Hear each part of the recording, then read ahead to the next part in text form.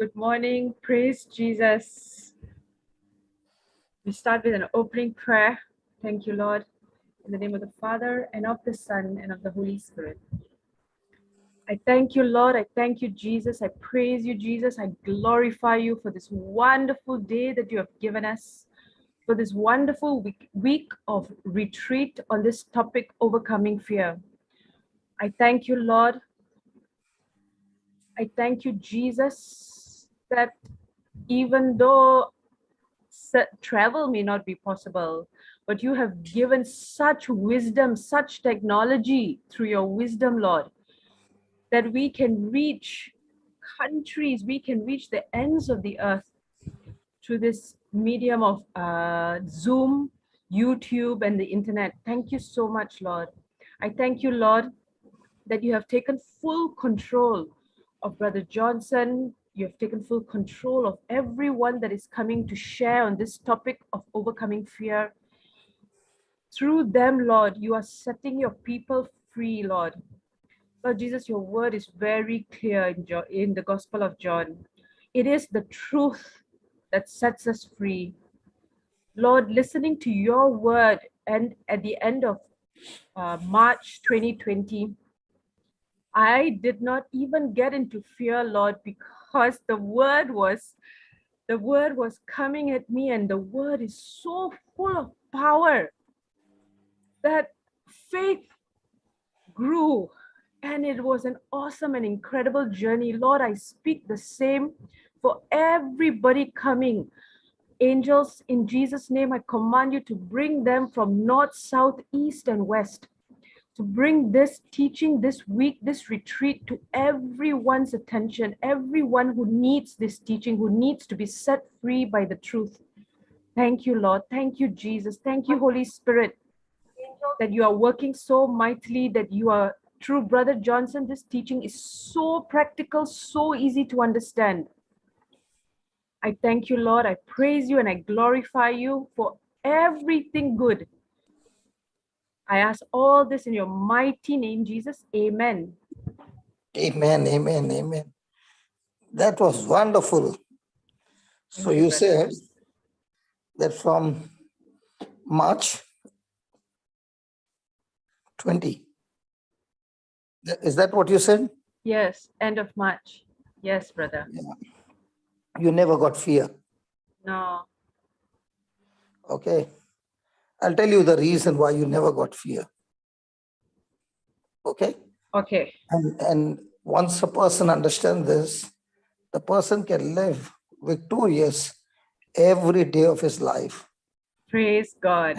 And experience supernatural things happening. Okay, let's quickly go to Deuteronomy chapter 30, verse number 19.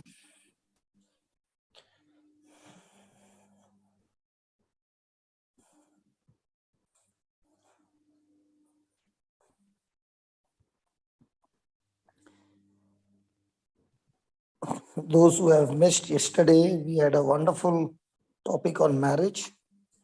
You can go to JCILM.info on the topic of marriage, question and answers. It was an awesome time. The Lord did it beautiful. Yeah. Cassandra, read. Verse 19, brother. Yes.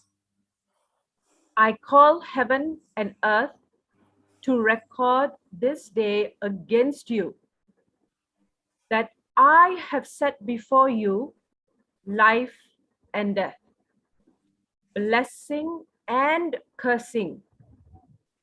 Therefore, choose life, that both you and your seed may live. The last line is what we are mostly interested, that I and my children and my generations experience the blessings of God, experience success and prosperity and the goodness of God. But there is a law, and the law is that God says, I've got two witnesses, heaven and earth, against you. And I've set before you to choose. God is not saying, I will choose it for you. No, no, no, no. You got to make a choice between life and death, blessing and cursing. And if you don't know what to choose, let me help you. Choose life. So when you choose life, because of that choice, you will live, your seed will live. Now, who is supposed to make the choice? I am. So if there are certain things that are taking place in your life, which are extremely bad, who is supposed to be blamed? Me. Because God is saying, if you choose life now, that what you chose will create a future for your life. If you chose for you death now, then in the future, all those destructive forces will destroy you. So you can give me all the religious answers, but the word is very, very clear. The law is very, very clear that all this that is happening in our life, there is a reason why it's happening. So when I understand the laws that govern life, I become extremely aware. How am I going to get myself involved? How am I going to participate in my every moment? So in a day, we make so many choices. Yes. You had a choice, Cassandra, Yes. not to be on this moment on this panel. Go for something else. Yes. I had a choice to be sleeping because it's only 5:30 in the morning. So we have got choices. But the moment you make a choice that my choice is life, my choice is the kingdom of God, my choice is repentance, my choice is that I am going to live by the word of God. The moment you made that choice, you activated things in your life that are going to come from heaven, good things.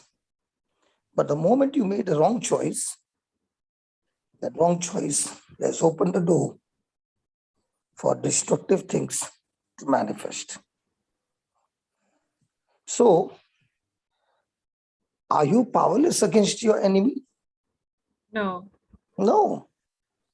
The enemy knows the kind of power God has given you. The enemy knows the system, and he doesn't want you to know the system.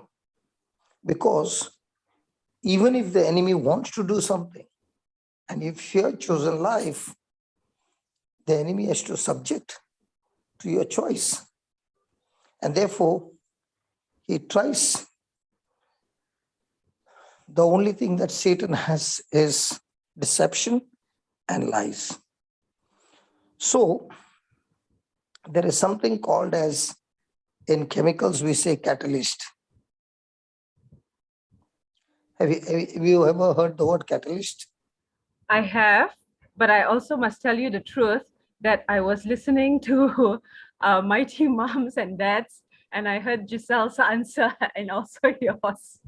Okay, the reason I'm taking a quick revision is because we are starting the whole series of this. I'm not going into much detail Yes. because they can take it from there, Yes. but a catalyst.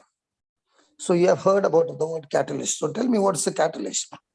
So based on what I had understood from that teaching that you had done on Mighty Moms on Friday, it is, okay, I'm a commerce student, okay? So I understand that it is a substance that when it is mixed with other substances, it brings about a reaction, but the substance, the catalyst itself doesn't cause anything.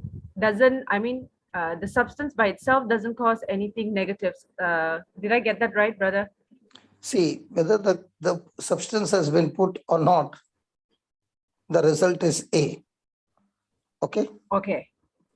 So when you put that substance, what will take 6 hours to get the result A, Okay. by putting the catalyst, it enhances the process faster and you still get the result A.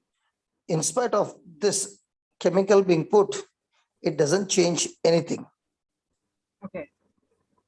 So my choice that I make is the catalyst to God or to Satan to have access in my life.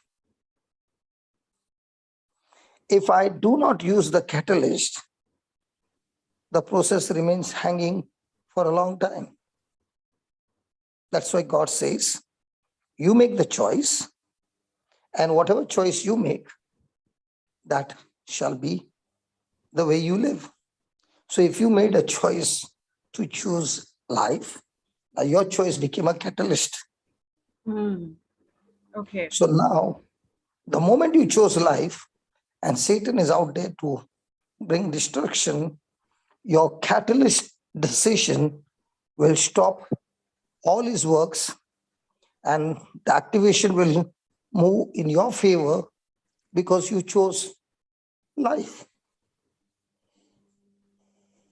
So your choice becomes a catalyst to give God an open door to come and access in your life and destroy the work of Satan. And that's why my choice is so important. If I don't make the right choice, I might put a catalyst for destruction. So, Are you Brother understanding? Johnson, yeah, can I just ask you a question on this? Yeah. So, clarification. So, even though end of March 2020, my knowledge of the Word of God was 0, but because I, without realizing it, I made a choice every day to sit down and switch on the teachings on JCILM and listen. That was a choice that allowed God to work. Right? Okay. That is why you see from 2021, right?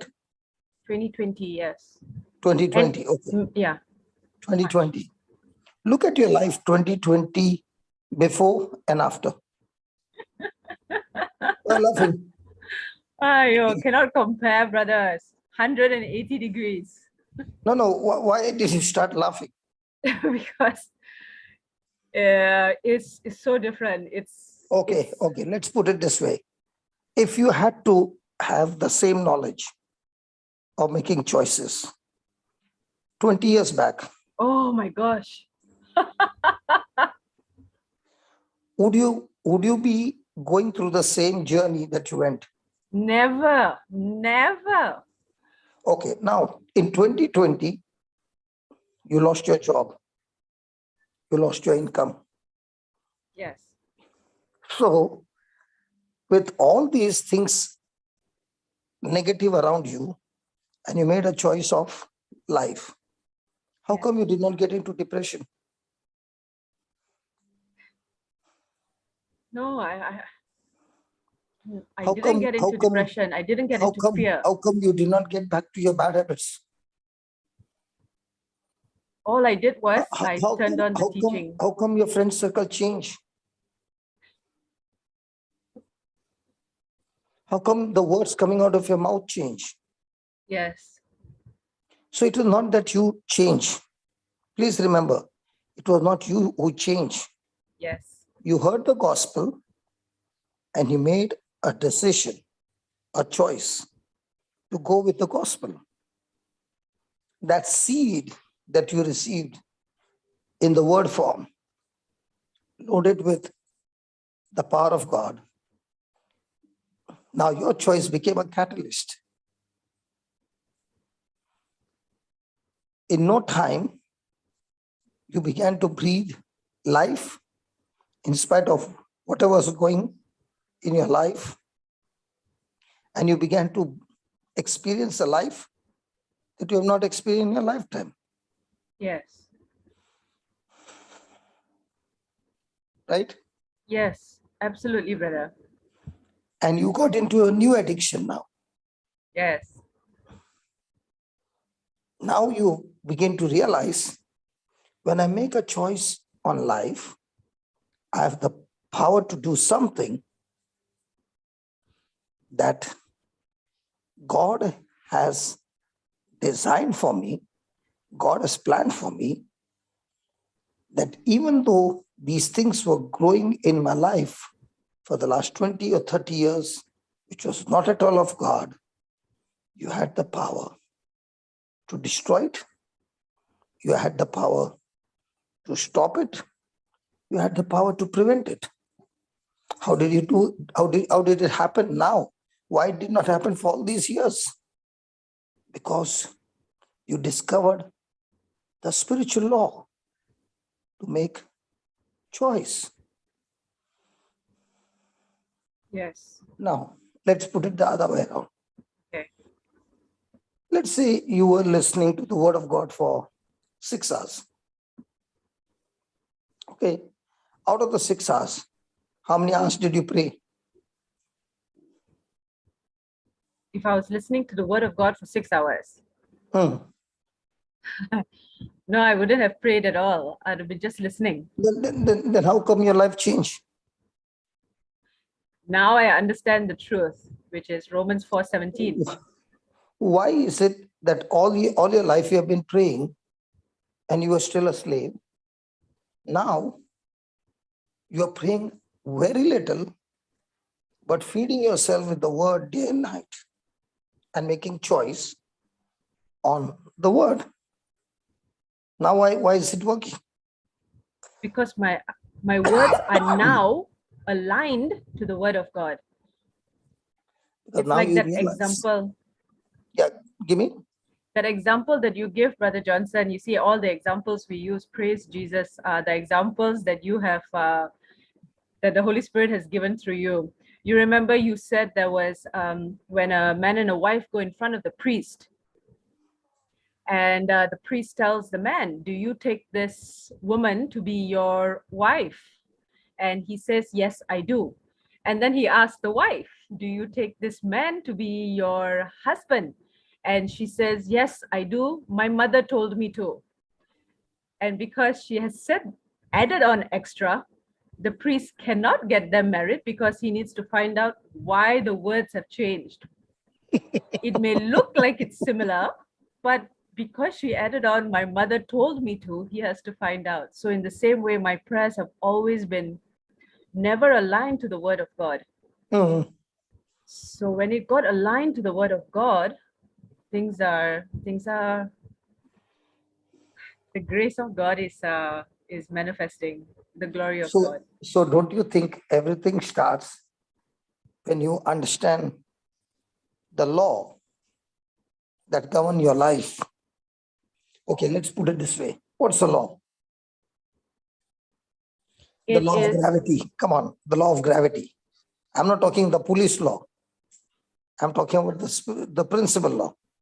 it is a law that it is a principle that when it is applied, it brings the same result to everybody. Mhm. So it is an established principle. Yes. So whoever will get involved in it, the result will be always the same. Yes. And it will work for anybody. Yes. Praise God. So once you understand that making a choice, choosing life is a law. And this law that governs my life is an unseen spiritual principle that when I activate it, it will bring forth the the result or the harvest. For example, you have the choice to do good or bad, Yes. okay? But you don't have the choice to choose the consequences of that decision that you took. Yes. You have the choice whether you want to take a drug or not, but you don't have the choice of the effect that it will take place in your body because of the decision of taking the drug. Yes. So all of us have freedom to choose, but none of us have freedom to choose the consequences. I have the freedom to choose whether I want to take bribe or not, but I don't have the choice that if I take a bribe that I will be protected by God, that I will not be caught. Mhm. That choice is not there. Correct. That harvest will surely come because you made a choice to take the bribe. You see? Yes. So when I understand or I have the right knowledge of these laws, now it becomes so easy for me because all I have to do is to put on the switch and I can experience the difference between life and death. Let me give you an example. We work in the same company. You're a woman of God and I'm a person from the world. And I don't know, when I see you, I literally hate you. It's an example, huh? Yeah. Your very face irritates me. And I do everything possible to see to it that you're got out of this company. With all the torture, after 2 months, you lost your job. Now, when you lost your job, what will be your emotions? What will be your feelings, Cassandra? Fear. Fear will be the topmost because it's And what will be your feeling towards me? irritation, anger, hatred, offense. So will I be coming in your dreams? Yes. Yes. My thoughts, my dreams. Will you be thinking about me throughout the day? Yes, I would. And what would you be thinking? That you're loving Everything. me? Yeah. Everything that I should, everything that I can do to you, what I should have done to you, what I should have said to you before, but nothing good. Whatever I'm saying, okay, sorry, I'm a woman of God, right? Even though you're a woman of God, when you lose the job, that doesn't mean you're immune to your Correct, emotions. correct. Yes, so my emotions would have brought irritation, massive irritation, anger. I would have even And thought about send some gunde after Brother Johnson. Sorry, Send some gunde after you, brother. I didn't follow. I said send some She gunde said after that you. she'll arrange a gangster to hit you. Okay. Gundas. Can you believe this is a Gundas, woman of God? gundas. Cassandra, can you believe this? This you don't She- play with Punjabi women, Brother Johnson.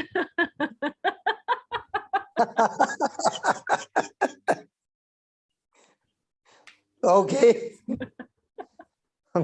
Praise God. So with all these choices that were made, what kind of law have you activated? Yes. So I did wrong to you. The devil is reminding the unjust treatment that was given to you. You allowed your emotions to take over. And now, foolishly, you have started activating based on your emotions the wrong law. Yes. Now, will you be joyful? No. Will you be lonely? Yes. Will you be depressed? Yes. Will you be angry? Yes.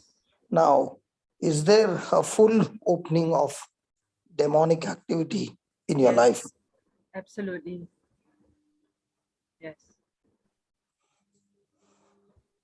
Praise God.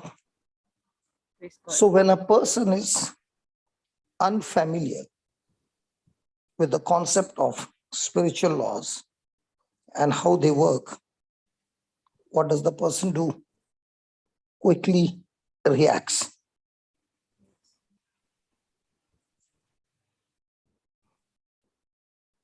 So the person quickly responds with a natural instinct, making the wrong choice, even though the person is in prayer, a woman of God, and after that keeps praying to God for help.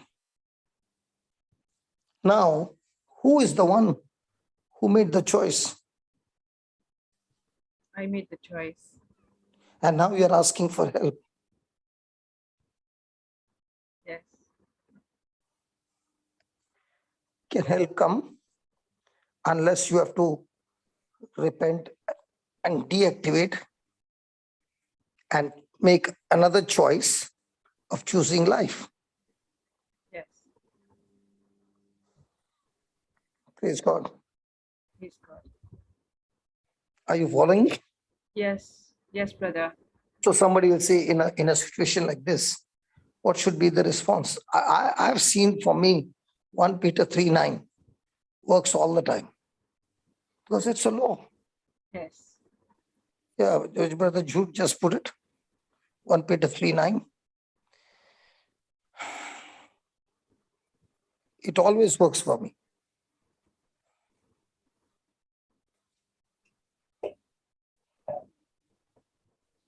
Not rendering evil for evil or railing for railing, but contrariwise blessing, knowing that you are thereunto called, that you should inherit a blessing.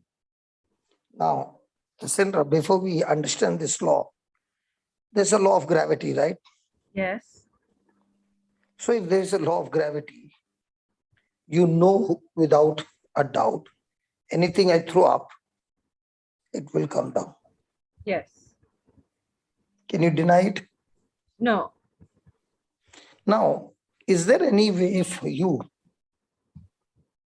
to exercise the same action, but the law will not work? No. No, it will work. Yes.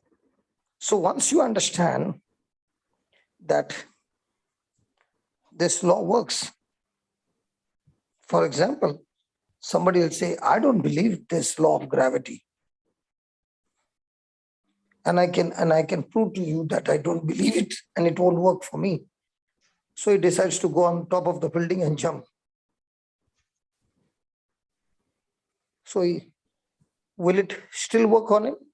Yes. So gravity will work on everybody every time, whether it's a rainy day, sunny day, whatever day, it will work for anybody who gets involved in it. So there are laws of physics that governs an object's ability.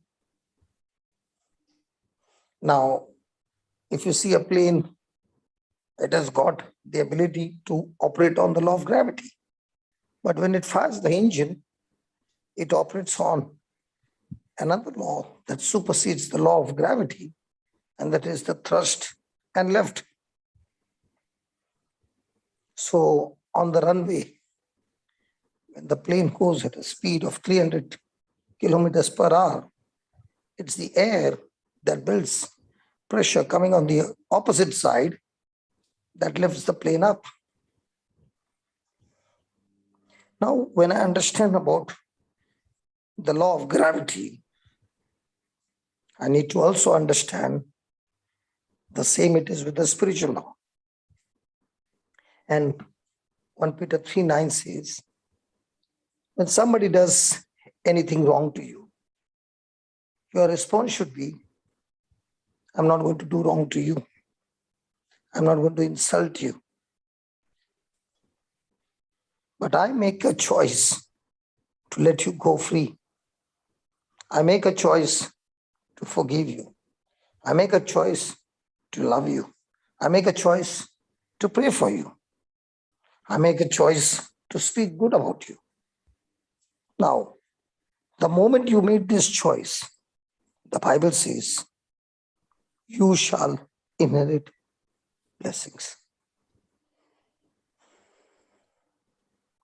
Now imagine Cassandra in your life, not knowing this truth. 1 Peter 3:9. How many times did you make choice absolutely opposite to 1 Peter 3:9?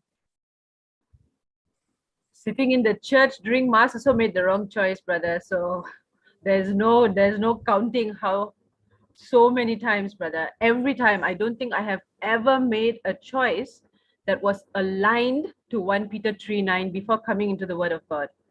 I don't think I've ever done that. So God gave you opportunities after opportunities. When Yes. Satan used somebody to irritate you, and at that moment, if you had to turn around and bless, what would happen? I would inherit a blessing. You would have been living in paradise all the time. Praise God. Yeah. Imagine not knowing the law. We ourselves have activated law of destruction. There's a law of prosperity. There's a law of success. There's a law of increase. There's a law of goodness. But this law has to be activated by making the choice. But when I did not make the choice right, what happened? I chose That is curse. why he says, to this you have been called. So if you call yourself a Christian, then the very identity of you is that for no reason the world will hate you. The world will reject you. The world will abuse you. The world will persecute you. And when this happens, you have the choice. What's the choice?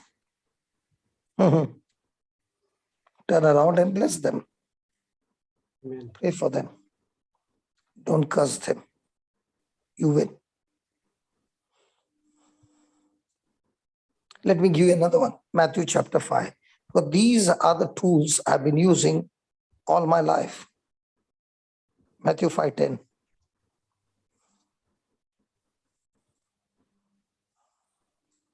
Yeah. Blessed are they which are persecuted for righteousness' sake, for theirs is the kingdom of heaven. Then Blessed are you when men shall revile you and persecute you, and shall say all manner of evil against you falsely for my sake. Rejoice and be in verse 12, call the gundas. rejoice. Call the gundas. Call the intercession team. Call the parish priest. Call the preacher. Call everybody and tell them, pray for me. The Bible doesn't say any of those things.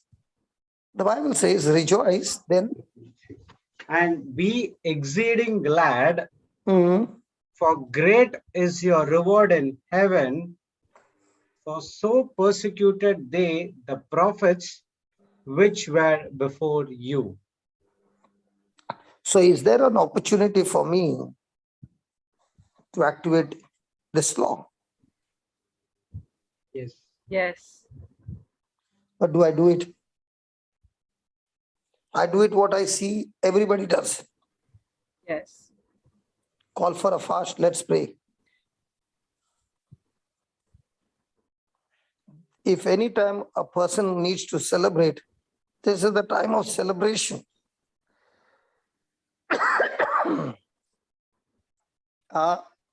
Yes. This is the real time of celebration.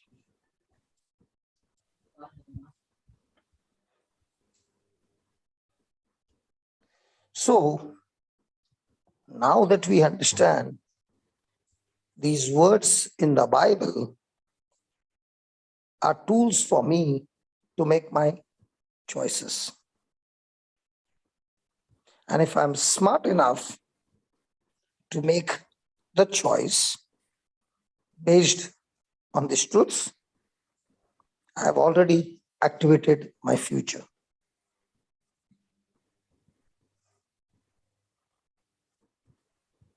So now I understand that even in my life personally, these laws are in operation and I must be aware of it, because these spiritual laws or principles, they work for anyone who gets involved in it.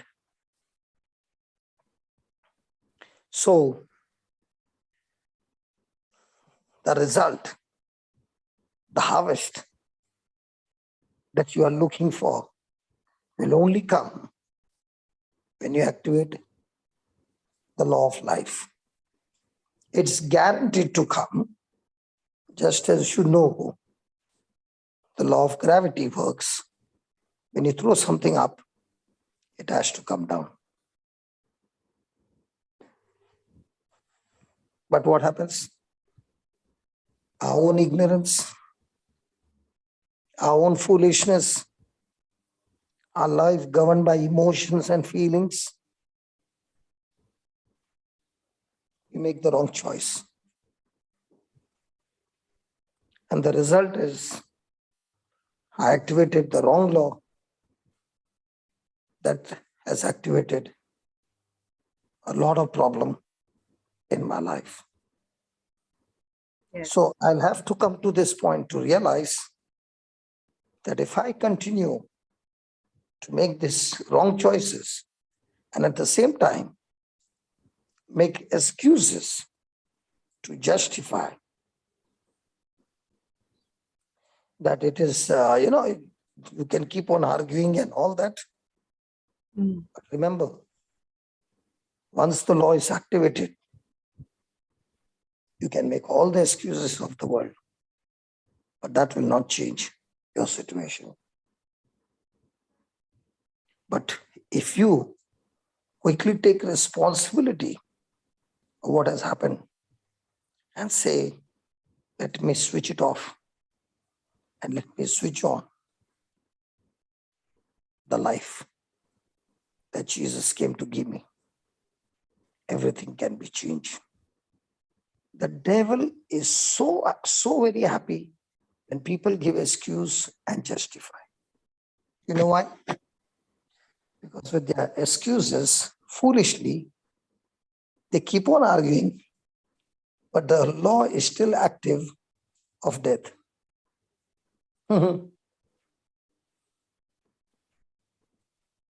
So once I realized that my excuses are going to destroy me, I will not use my energy in discovering the excuse, but I'll use my time and energy how I can search the Bible and get the right promise, and based on the promise, make my choice.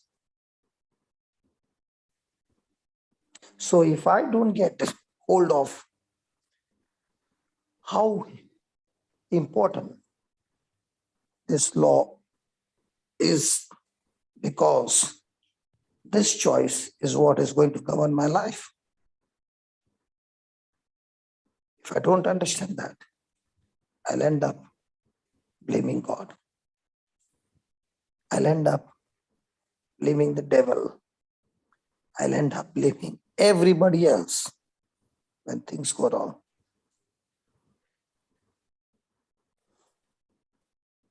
What do you say? Yes, brother. That's very true.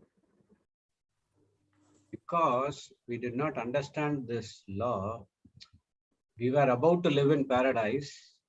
We were doing evil, railing against railing. So that's the reason we were like having this kind of a life. But once we understood the spiritual laws, then also how to apply it, that's what we see the fruits in our life, how to be, how not to be. So, Those things will help us. Jude, you and I, we have lived a bad life. Yes. The moment you made the choice to get into the word, day and night in the word, now that word not only brought the bad things out of you, but the choice of life is now taking care of all your needs, Yes. taking care of your expenses, taking care of your children, taking care of your marriage, taking care of your health. Everything. It's a whole package Praise that God. Jesus was talking about. Seek you first the kingdom of God. How do you do that? By making the right choices. If there are choices that were wrong, you switch it off and choose life. Life. So, Brother Johnson, Hmm. can I ask for clarification? So, Yes, even though when please. I came end of March, my life was terrible. I have not done Matthew 5, neither have I done 1 Peter 3, 9. Done completely the opposite. Hmm. But sitting and listening to the teachings, Hmm. the peace that I received Hmm. is not is not uh, is not what I deserved Hmm. for the 46 years of unknowingly, in my ignorance, working in the devil's kingdom. With, Okay. So, right? so my question is, you said you did not make the choice. The very thing that you sat down there every day was your choice. So even though I had not learned yet that I needed to repent of all these things that were in me that were not aligned to the word of God, Hmm.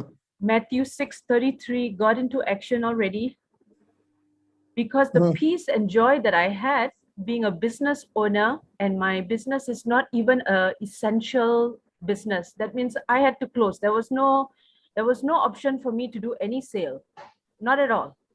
Hmm. But yet the peace and joy that I received Hmm. from the moment that I said, I did not have fear. I did not have fear, but I turned on the teachings. The teachings were on every day that you and your JCILM team were broadcasting. Every day I said. So the reward that I had of faith, of growing faith, was activated Matthew 6:33 when I made the choice to sit down, because I hadn't Mhm. repented yet, Brother Johnson. What I'm saying is, this God is See, so good that He saw my heart. Cassandra, Yeah. repenting, which every new year you said, I will not do. Oh, okay. Okay. Yeah. Before the new year got over, you were already flooding in it. Because that repentance is your willpower. This repentance is not your willpower. This repentance is God with His love, embracing you, accepting you the way you are, and still whispering in your ears, you are my best. Still whispering in your ears, I love you with an everlasting love. Now, when you see what He has done and what He continues to do every day,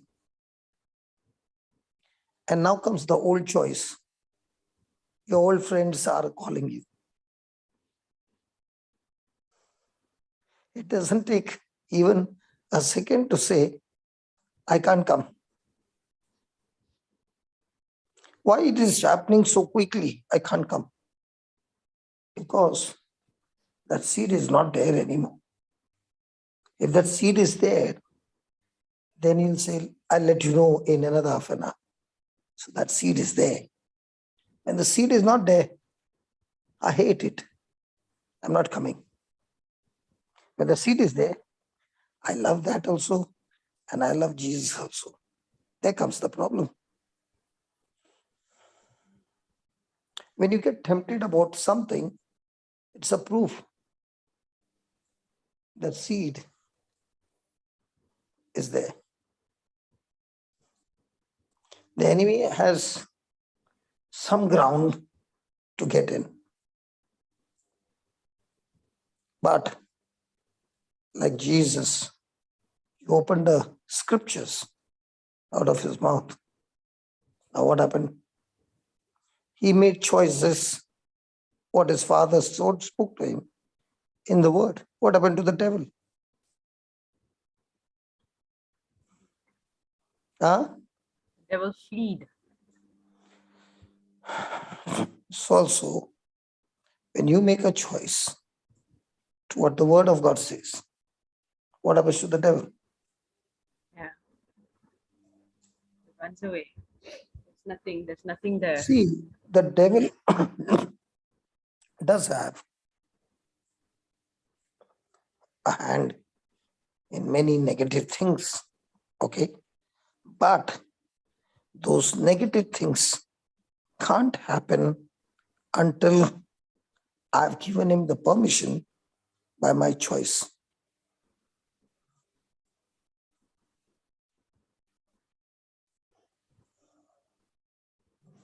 The devil tried his best to destroy Jesus, Yes. but Jesus did not give him the permission to destroy him. If Jesus had not given him the permission to afflict his body, Satan would have never been able to touch him.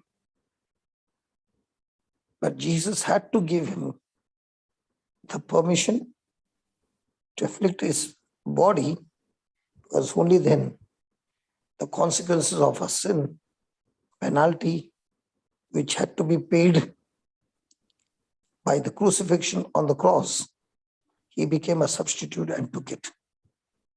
But if Jesus wanted, he could have stopped at any moment. But love said, for your sake, I'll do it. Let me give you an example.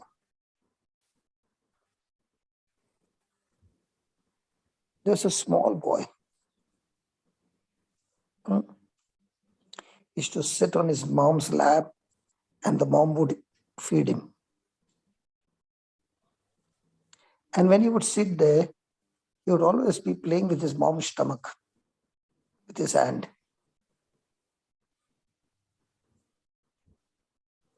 And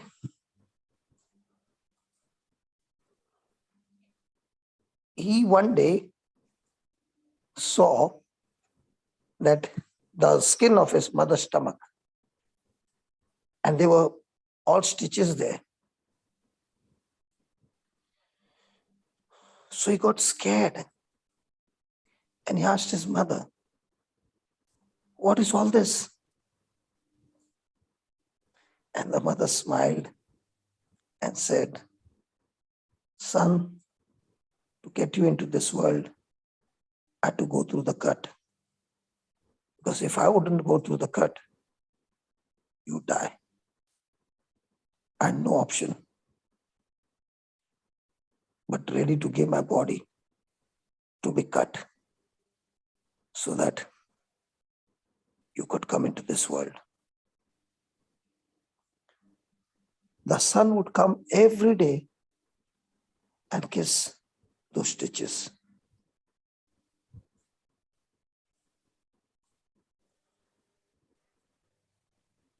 What happened to you, Cassandra? It's a beautiful story. Isn't the mother doing that? Does that mark remain forever? Yes. Is it a scar? Yes, it is a scar. Can she erase it? No. But when the son looks at the scar, what does it remember? That he gave her life. That she gave him life through that scar. That was a decision.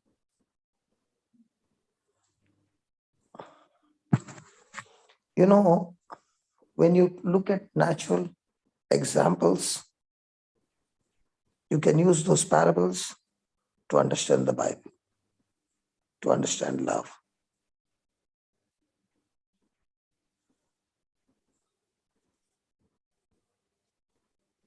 I remember my mother. Till her last breath, I only troubled her. She has not seen me converted. If I get just one chance to tell mom, thank you for loving me. Just one.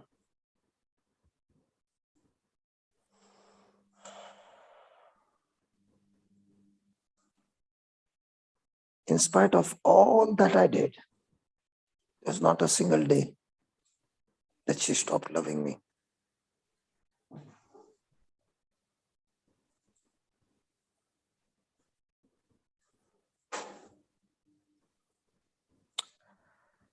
So, my mom, she had always been healthy. The day I walked out of the house was the end of her health. From then on began a journey of depression, that she went into such a depression that she died in depression.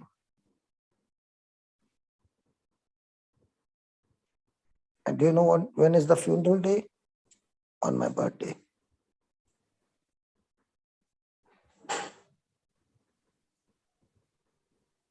So when everybody is celebrating my birthday, deep inside, I'm celebrating of that love that my mother continued till the last breath.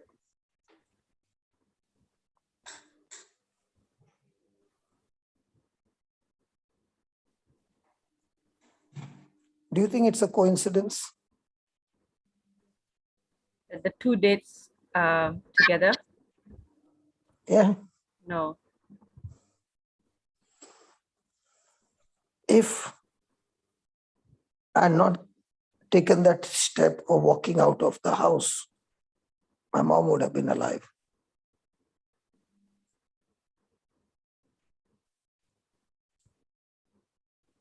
And if my mom would have been alive, my dad would have surely been alive, because he had only one friend in his life. That was my mom. He never had friends, just one friend, with whom he used to spend 4 to 5 hours after coming from work, sitting at the window. Both of them would be sitting there and talking every day for years.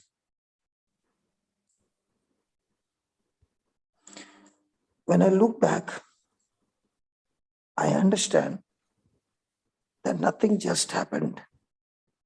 There was a reason. Now I can take that responsibility and be in guilt and condemnation that will destroy me. So my response to that is, day and night, I'll make your life miserable, devil. Because as soon as the sun rises, I'll get my toolbox out and preach. Because there's some mother out there who's going through that depression, and this son is saying, Mom, let's fight it and let's turn it around.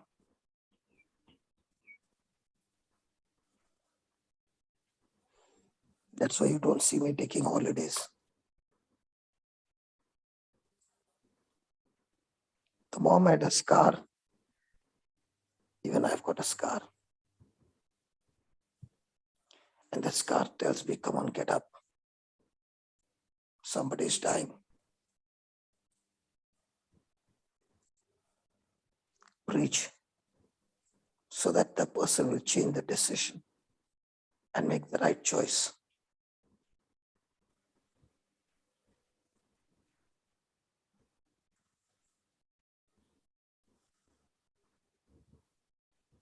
That's why sometimes people think he's crazy.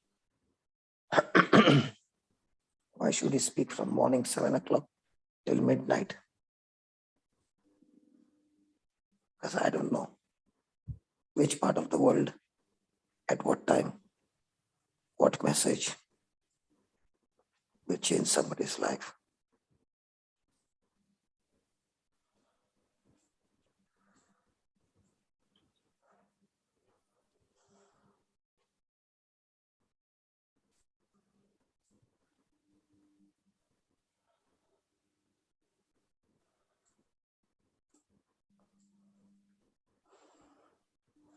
So when we teach people to operate on the right law, they are able to activate the spiritual law.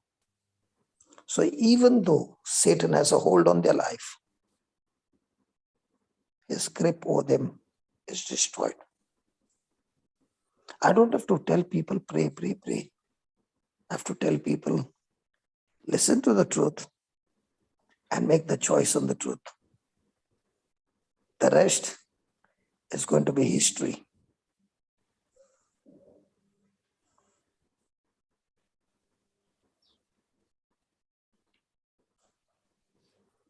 Things just don't happen, my dear. You either activate the law or deactivate the law of death. Every moment in every person's life, one of the law is in motion. And once you understand this, it becomes the good news. That now I realize God who loves me has given me the seeds, the Bible, that I can use these seeds in any given situation and change the course of my life forever.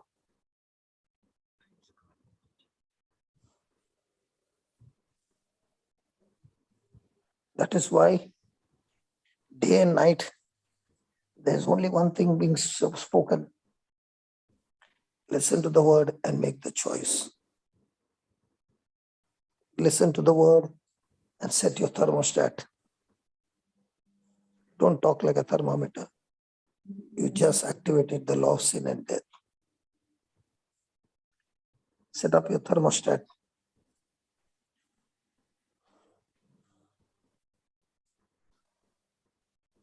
Praise God. Praise God. So, Jude, Baba Jude, Yes, Papa. I love you, okay? Praise God. But I'm going to put some pressure on you. Is that okay? Yeah, no problem. Because I saw on Friday, Brother Sudhir stopping in 1.5 hours.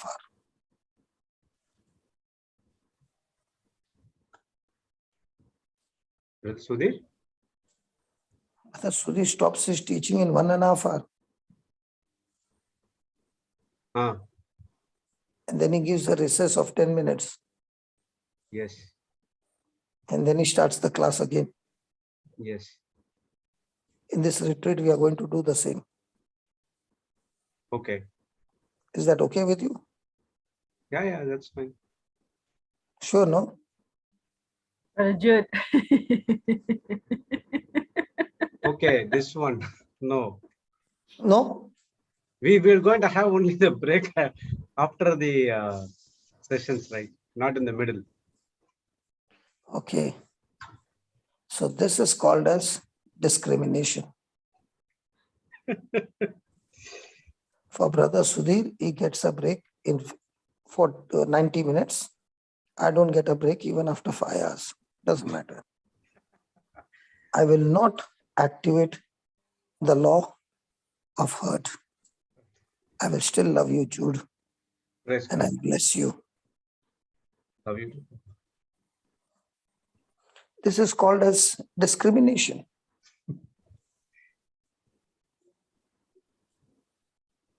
Okay, let's not discuss except what you say. So let's go to Romans chapter 8, verse 1. How would you feel, Cassandra, if a person says like this?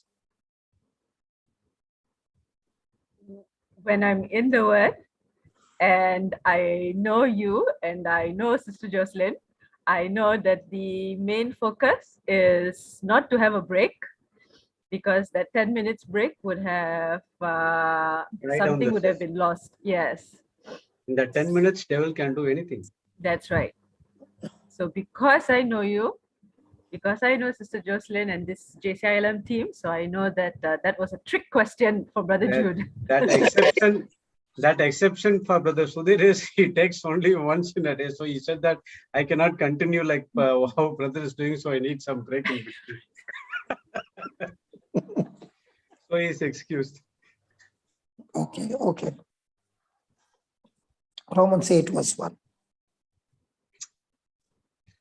There is therefore now no condemnation to them which are in Christ Jesus, who walk not after the flesh, but after the Spirit.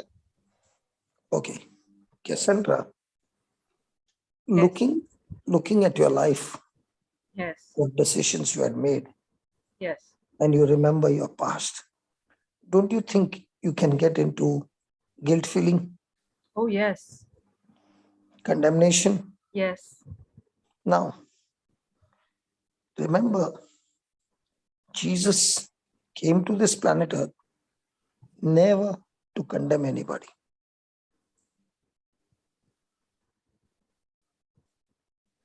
So, when a person gets sin conscious, he gets into condemnation. And the more and more he gets into sin conscious, the more and more guilt takes over. He's not able to move forward, but he gets into depression.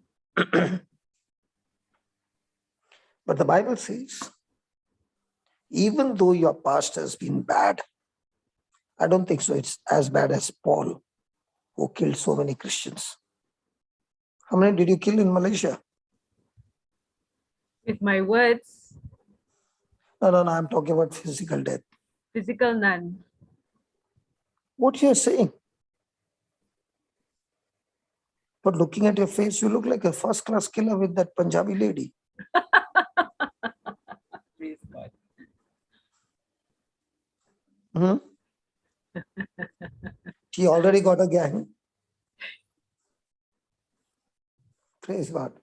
So the Bible is very clear that when you are in Christ Jesus, means you are focused on the Lord. You're no longer after the flesh, means you are no longer focused on those things that contradicts God's word. You are focused on the Lord means, like you said, no, I did not repent, but I was listening to the word from morning till night. You did not even know that your heart was being purified and sanctified. And even though there were choices, you never went back to the old choices. Why? Because without your realization, you were walking in the Spirit.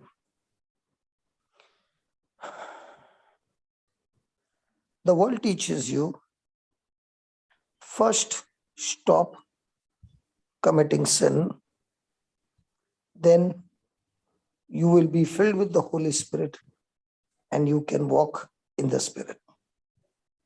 But first, you'll have to stop your sin. Yes. Now, is that teaching right?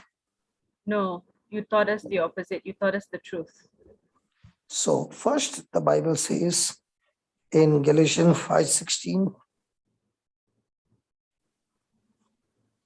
Galatians 5:16, This I say then, walk in the Spirit, and you shall not fulfill the lust of the flesh. give me from Amplified, Baba.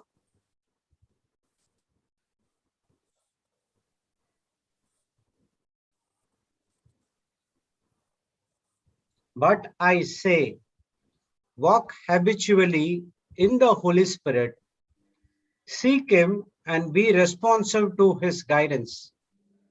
And then you will certainly not carry out the desire of the sinful nature, which responds impulsively without regard for God and His precepts. Okay, I'll read it the other way around. Okay, Okay. stop carrying out the desires of sinful nature, which responds impulsively without regard for God and His precepts, and then you will be able to walk habitually in the Holy Ghost, seeking Him and responding to His guidance. Correct? Wrong. If you got any sin in your life, any addiction in your life, or anything, don't worry. Let it be there. You feed yourself with the teaching, seeking the Lord, seeking His guidance, and don't worry about the addiction. As you begin to do that habitually, the desire that is there in you of sin nature will be completely uprooted from the root, because you just activated the law of life. So the moment you activate the law of life of seeking the Lord, Cassandra, sitting every day, the desire of the flesh, which was there for years, you did not even know where did it disappear, man. Yeah, praise God. So how many people teach the other way around? Yes, a lot. They teach you on sin so much that by the time you went out of the retreat, you came to know more sin that you never knew was sin. But if the Yes. same person has to teach you so much of the love of God and so much of the secrets of the kingdom of God, that the person gets so attracted to the kingdom day and night, that after some days he begins to wonder, how come my language has changed? How come, where did all my friends disappear? Hey, why am I not doing those things which I was doing for years? Because when you walk in the Spirit and you activated the law of life, your flesh will never bother you, because it does not have the power to bother you anymore.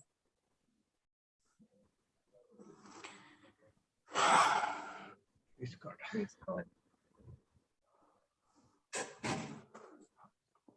Praise God. Praise God. So remember, as you keep walking in the Spirit, okay,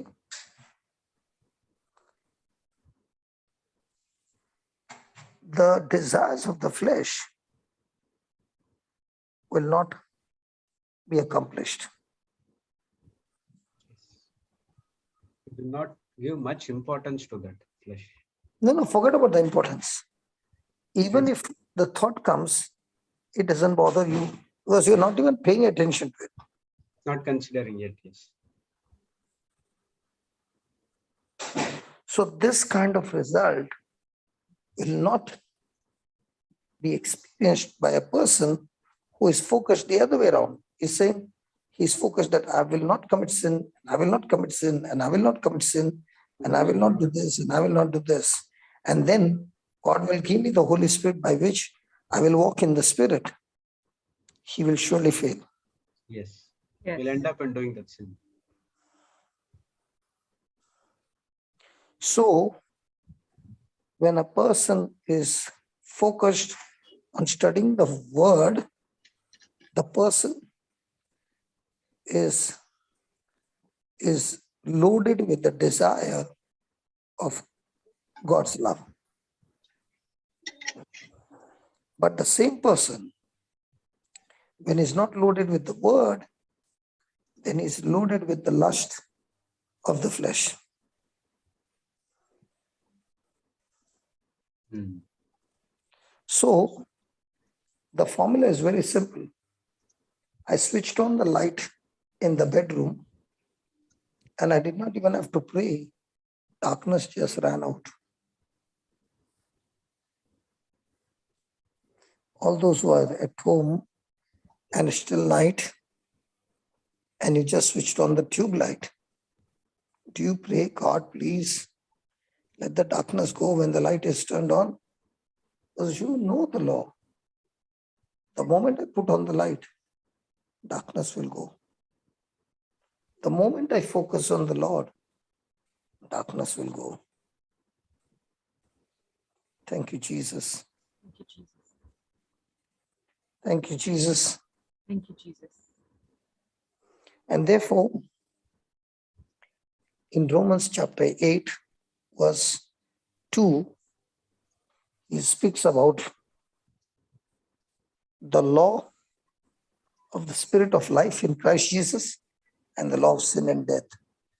These two laws are always there, but one is active, the other one is not. Yeah. Read. For the law of the Spirit of life in Christ Jesus has made me free from the law of sin and death. So these two are primary principles, but they are opposite to each other. They both work the same way, but the power is opposite. So if life is north, then south will be the death. If east is life, then west will be death. Both are directions, but they are opposite. The same it is in the spirit realm. For everything that God has created that falls under the law of Spirit of life in Christ Jesus, there is also a spiritual opposition, and that is the law of sin and death. Now, when God created Adam in the Garden of Eden, at that time, the law was the Spirit of life, because God said everything that He created, He said it is good. So the law of life is active in the Garden of Eden.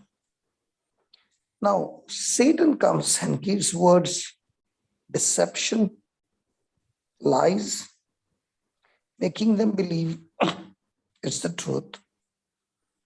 And Adam and Eve received that word believing in Satan and not believing in God. The moment they put it into action, they made a choice and put it into action. That very moment, the law of sin and death got activated on this planet Earth. So God never created anything destructive. Man, who is created in the likeness and image of God, has the power to create. He is the one who activated the lie from the devil and created a law of sin and death. Now, when this law of sin and death got activated, man had no chance but to go to hell. And that's why Jesus comes into the scene and takes our sins and our sin nature into himself and dies in a place. But if Jesus has to do that and not deal with the law, doesn't fight against the law of sin and death, we would still end up in hell. So what did Jesus do? He fought the battle, died in a place, was buried, and on the third day he rose again. Now, how does this happen? Adam disobeyed God, and the whole human race came under sin and death. Jesus obeyed God, and the whole human race is now under life. You see? So, Jesus' obedience activated once again the spirit of life. But now, the spirit of life is active through Jesus. That is why we say the law of the spirit of life in Christ Jesus has made me free from the law of sin and death. So sin and death that had made me a slave has no power over me, because now I'm under the law of life. And in Christ Jesus, I have the authority. So when I open my mouth and take authority over sickness and disease, that law of life in Christ Jesus destroys demonic forces, sickness, you name it, everything. And that is what Jesus has come to give us. But to activate this law is not in his hand. To activate this law is in our hand. So the law of the spirit of life in Christ Jesus and everything opposes to the law of sin and death. Praise God. Praise God. It covers everything that God has promised us in his word. The blessing, the eternal life, the faith, the new regenerated human spirit, the peace of God, the prosperity of God, the protection of God, the gift of the Holy Spirit, the healing, the deliverance, the protection, the fruit of the Spirit. It is all the law of the Spirit of life in Christ Jesus that governs the kingdom of God. But on the other hand, there is also a law that wants to be active in your life, and that is the law of sin and death. It governs the Satan's kingdom or the kingdom of darkness, and this law is the opposite of the law of life in Christ Jesus. And therefore, this law includes fear, curse, sin, condemnation, bondage, poverty, oppression, depression, suicidal tendencies, addictions, sickness, physical death, separation from God in hell. All these comes from the law of sin and death. So, when this law of sin and death is operating in your life, the result is going to be miserable existence, both on earth and after death in hell. And this is what the Lord wants to tell you in Galatians 3:13. The Lord has redeemed you from the curse of the law. Means the Lord has redeemed, ransomed me from the law of sin and death, from the law of sin and death that produced all these fruit of the kingdom of darkness, including the position in hell. Praise God. Praise God. So once you realize this, now you realize that you are no longer under the curse of the law, because Jesus was made to be a curse for us, that now the blessings of Abraham might come on the Gentiles through Jesus Christ. So none of the things that you just saw under the law of sin and death, anybody desires for. But if I'm ignorant of the spiritual law, I can activate the law of sin and death, and all these things will begin to manifest in my life. Yes. So there are two opposing spiritual forces. They are in operation. And every person is given the freedom to choose which system he wants to submit, he wants to agree, he wants it to operate in your life. So which law are you going to turn on? Which law are you going to turn off? Faith allows God in your life, whereas fear allows Satan to have access in your life. Faith falls under the category of the law of the Spirit of life in Christ Jesus, and fear falls under the law of sin and death. Praise God. Praise God. So faith operates the same way fear operates, by corresponding action. But it will bring very different result in your life. It's based on the spiritual law. Praise God. Hallelujah. Hallelujah. Thank you, Jesus. Thank you, Jesus. So I Thank want you, to just pause for a moment and ask you, is there any question anybody wants to ask of what we learned just now? Or you want to add something? Jude, Cassandra, Jesse, whatever. Jocelyn, So this law of spirit of life in Christ Jesus is activated all the time, whether we speak or not. It's just in the mind, right? no. You activate it and it will only stop when you speak a negative word to it.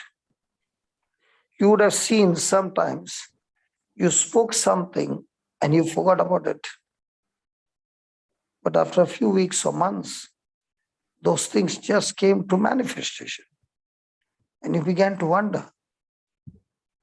That's the time you realize that you have spoken those words.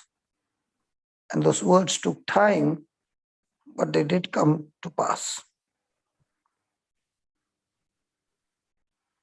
Okay. So I can deactivate. I speaking God's. Yeah. Jocelyn is there? Yeah, she's there. Hello, Jocelyn.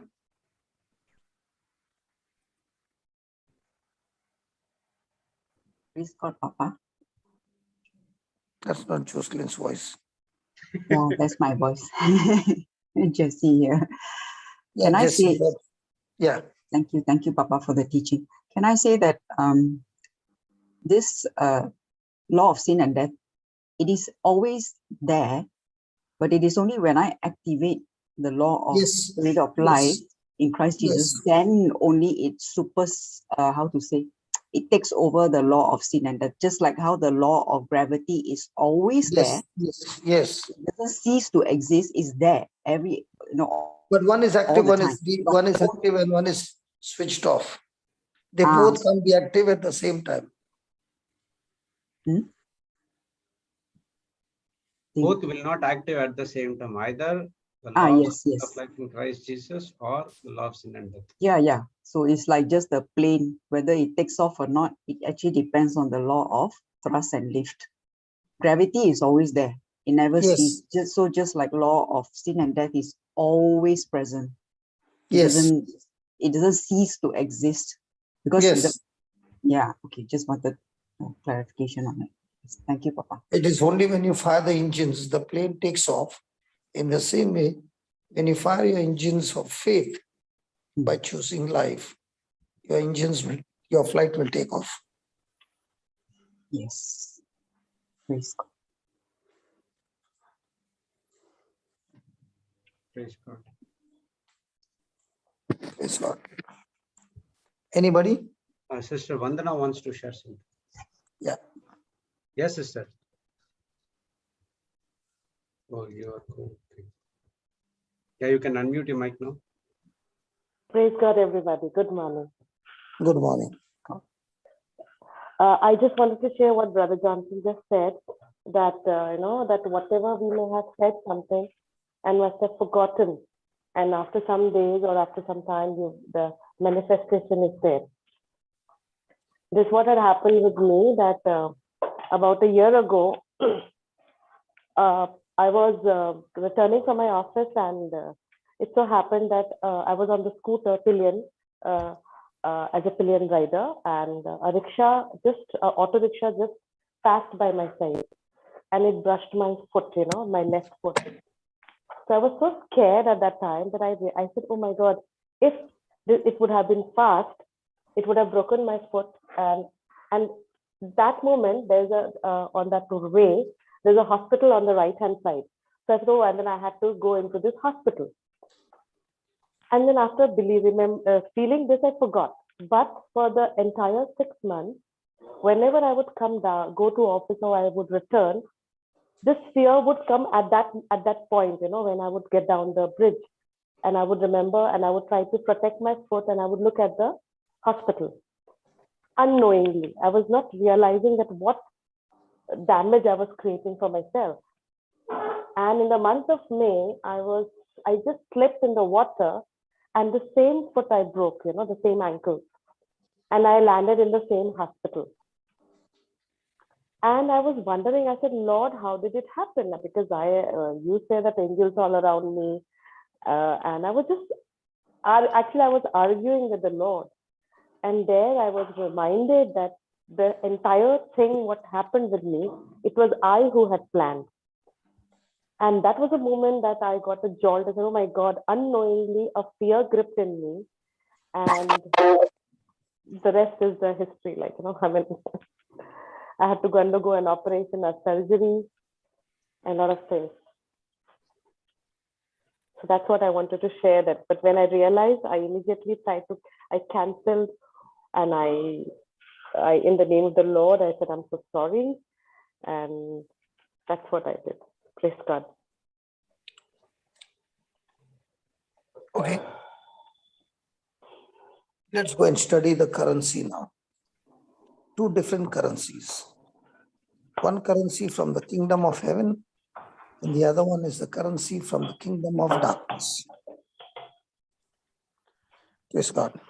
So let's go to Hebrews 11:1. Faith and fear.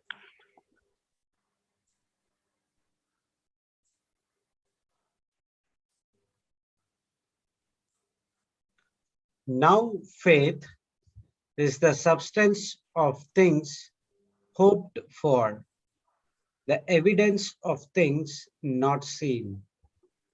So faith is a substance. So when the preacher is preaching the gospel, he is generating substance called faith. So the currency to operate in the kingdom of heaven is faith. The currency is faith. The currency to operate in the kingdom of darkness is fear. So when God gives me the promises, those promises give me hope. And this hope is not yet physically manifested.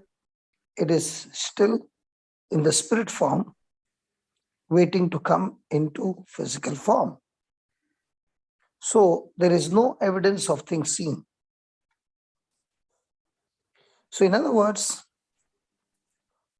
I have the promise of God, but to receive the promise of God from the spiritual to the physical, I have to exchange. I have to exchange by giving my substance called faith, and in exchange, God gives me the promise from the spiritual to the physical when I give him the substance called faith. So I need to bring to God the substance in exchange for his promises. So now I need the substance called faith. How do I generate it? Simple. Faith comes By hearing, by hearing, Romans 10. and hearing by the word of God. So what Cassandra did not understand was that when she was sitting there from morning till night, hearing the word that was being preached, there was a generator generating a substance called faith. And when this substance called faith begins to grow more and more, now comes the confidence to use this substance to bring things from the invisible to the visible. How do you do that? Hebrews 11:6.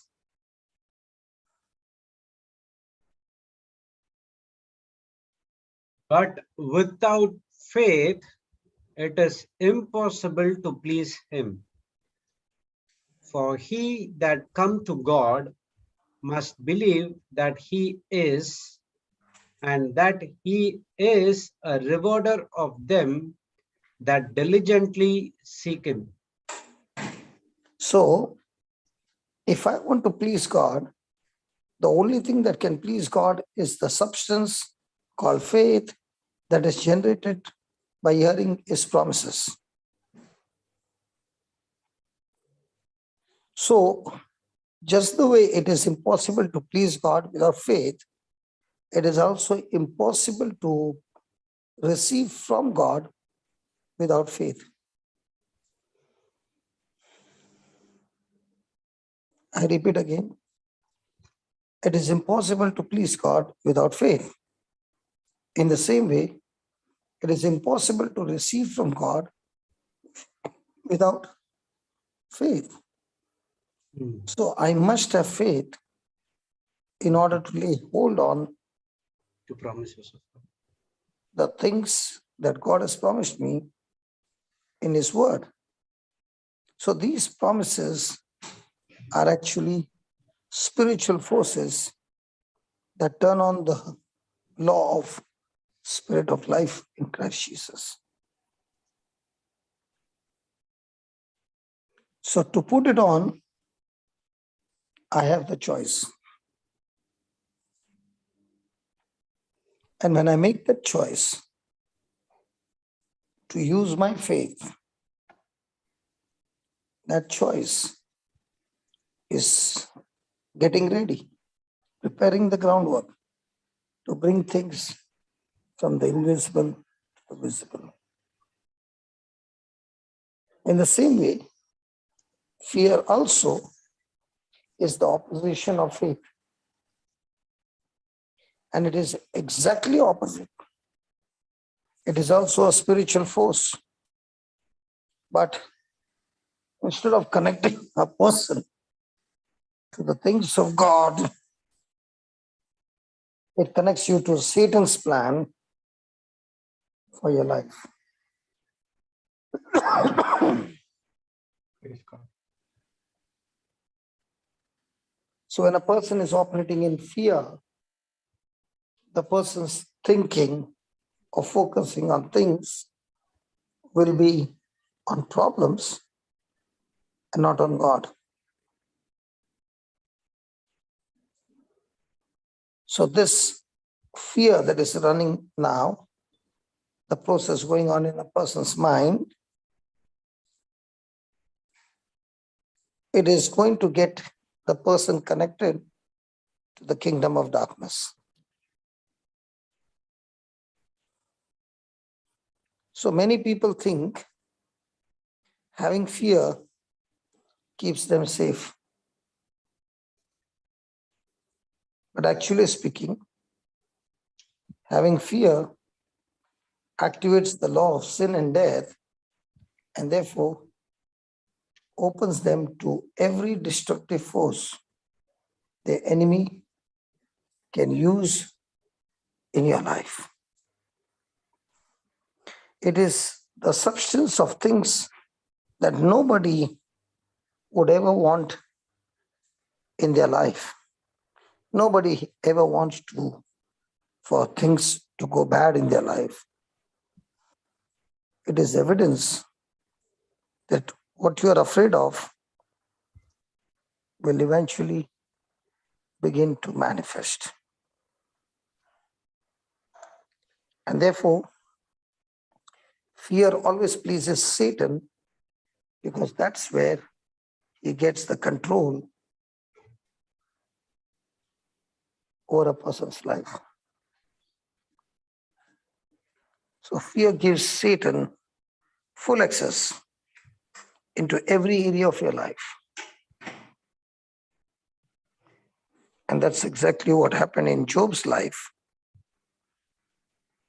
The law of fear got activated by Job, even though he was a God-fearing man, well-known, extremely wealthy. He had a large family, 7 sons and 3 daughters. He was righteous in God's eyes, and he did everything to please God. There was one thing that Job had in abundance, and that is fear.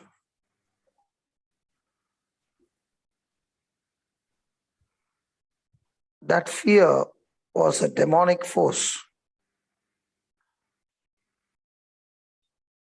He allowed Satan to have access over his family, every member over his family. Job feared that his children would sin against the Lord, causing something bad to happen to them. And as a result, Job continually offered sacrifices to God on his children's behalf.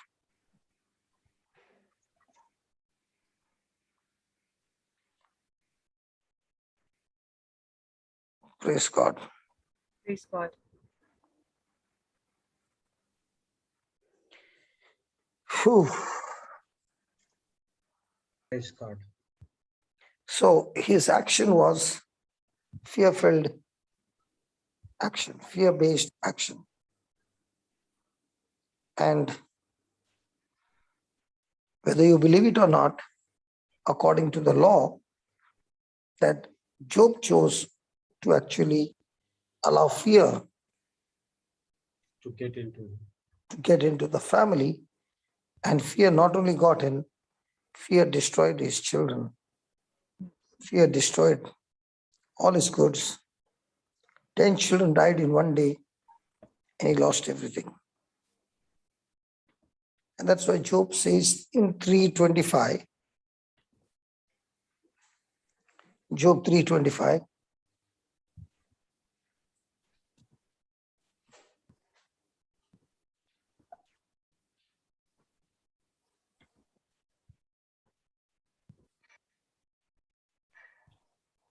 For the thing which I greatly feared is come upon me, and that which I was afraid of is come unto me. then I was not in safety, neither had I rest, neither was I quiet, yet trouble came. praise God. So that's exactly what he's saying, that this trouble came because of my own fear. Instead of trusting God, that God would protect his children, Job feared that something would happen to them. And as a result, he put on the negative spiritual law. So parents, especially who worry about their children,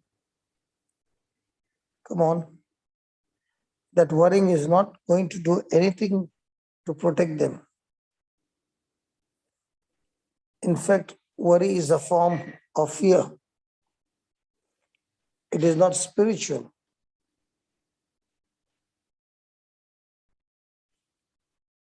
So this neither had I rest, neither was I quiet. He was saying that when he was full of fear, he opened his mouth and he confessed the curses and the negative things. That's what he's saying.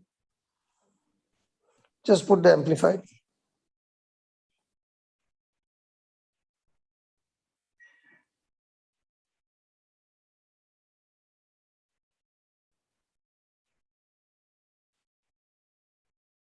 I am not ease, nor am I quiet, and I am not at rest, and yet trouble still comes. So what is the trouble? Trouble is that which Satan brought to his life. So before bringing, did Satan put in Job's heart? The fear and other things. That's Did what he put the he went fears? and give Yes. some sacrifices every day, opening the mouth.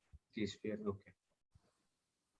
So when a person is doing this, he experiences the love of God.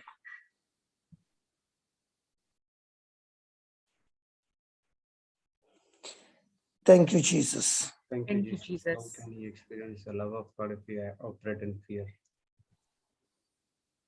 Do not have an access to promises of Joginder, you God. want to add something?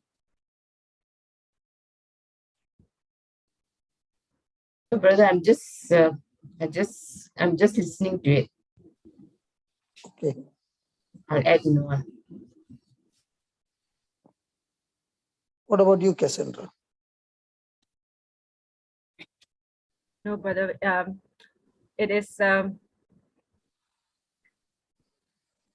ignorance of these spiritual laws have caused so many of us who are children of God, who have been baptized, given the resurrection power in us, and yet ignorance of scripture has caused us to be in the wrong side, to have our words not aligned to the word of God, to be in fear, to be in worry, to be in such fear that there were so many who were hiding at home, not daring to come out, ordering their groceries from delivery people, and having the delivery people put it right outside their gate. This fear has kept us in such bondage, and it's only because of our ignorance, not knowing scripture. And it's not, as you pointed out earlier, it's Galatians 5:16 says, walk in the spirit and you will not fulfill. So we didn't know. We thought it was, we were taught that it was us, that it was our effort, that we had to put in the effort. It was our willpower. And you know, we, as you said also, Brother Johnson, we react. We are so quick to react with the entire world. We never knew, you know, we didn't know the truth. And it's not as if the truth was hidden from us. We go to church, we just don't listen. We don't pay attention. The Bible is, you know, for us Catholics, the Bible is always sitting in our altar. It is never in our hands. It is always in the altar. So it is only the truth that has set us free completely. And this God is so amazing, so merciful, that with repentance comes, you know, it comes immediate forgiveness. Praise God. Praise God, Sister Jocelyn. Sorry? Jocelyn came. Praise Yeah. God. Jocelyn, you want to add something? Papa, sorry, I came late. I heard you calling me. Okay, so in Job, in the first chapter, I think 5th verse. Can you put that? 4th or 5th? 5th verse.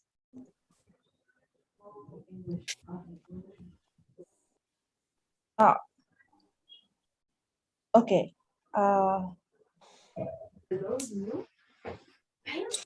And his sons went and feasted in their houses. Everyone. 1 minute. Mute all.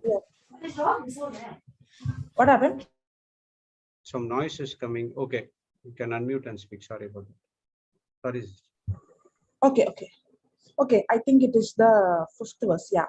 And it was so, when the days of their feasting were gone about, that Job sent and sanctified them, and rose up early in the morning, and offered burnt offerings according to the number of all of them. Actually, Job was a person who is praying. It's not that, he's a person who's praying, and he's praying for his children. And he was offering, he was giving offering for his children. But for Job said, it may be that my sons have sinned and cursed God in their hearts. Thus did Job continually. Now, Job was praying continually every day. But it was his own prayer that became very dangerous. You know why? Because even though he was praying, he was not operating in the law of faith, the law of spirit of life in Christ Jesus. Even though he was praying, he already imagined and he already saw. What did he see? He saw that his sons, he saw the destruction of his sons. He already saw them, like in his heart, he already saw that they are committing sin. In his heart, he is already seeing them disobedient. In his heart, he is already seeing destruction. And even though he is praying, as long as he is going to see, because he is operating in the law of sin and death, what he already saw, what he already imagined, what he already believed, he already gave access to the enemy to bring. That's why he said, all that I feared had come upon me. Now, this is the exact scenario happens in, most of our life. If, that is what was happening. I have seen many parents, they pray, but they say like this, my son, he doesn't listen, he doesn't obey. she is not interested in the word of God. She doesn't like all these things. She's very adamant, or he is very, very adamant. Now, he is addicted. Now, when a parent is saying all these words, the parent is already seeing, not only parent, anybody, when we are praying for a loved one, but we all the time speak about what we see, what we hear, and then we already saw them disobedient. We already see them, disconnected, and but we are praying. Papa always says, prayer is very dangerous. And I heard him even saying, people, you first stop praying, because your prayer is what is very dangerous. Because my prayer, instead of me speaking faith, I'm speaking every time what I see, what the physical evidence says. And the devil always, there is something called a truth, and there's something called the fact. The truth is, we see in 2 Corinthians 4:18, the truth is unseen, but it is eternal. Correct? The things that we see is temporary, but the things that are unseen are eternal. Not seen or eternal. Yes. The fact is, when I say fact, I'm not saying it's a lie. A fact is something that can be seen. Fact is something subject to change. What is a lie? The devil will always bring a fact, okay, which means he always brings a physical evidence to bring a lie. Because how fear comes, how faith comes by hearing, and hearing by the word of God. But how fear comes by hearing any word contradicting to the truth.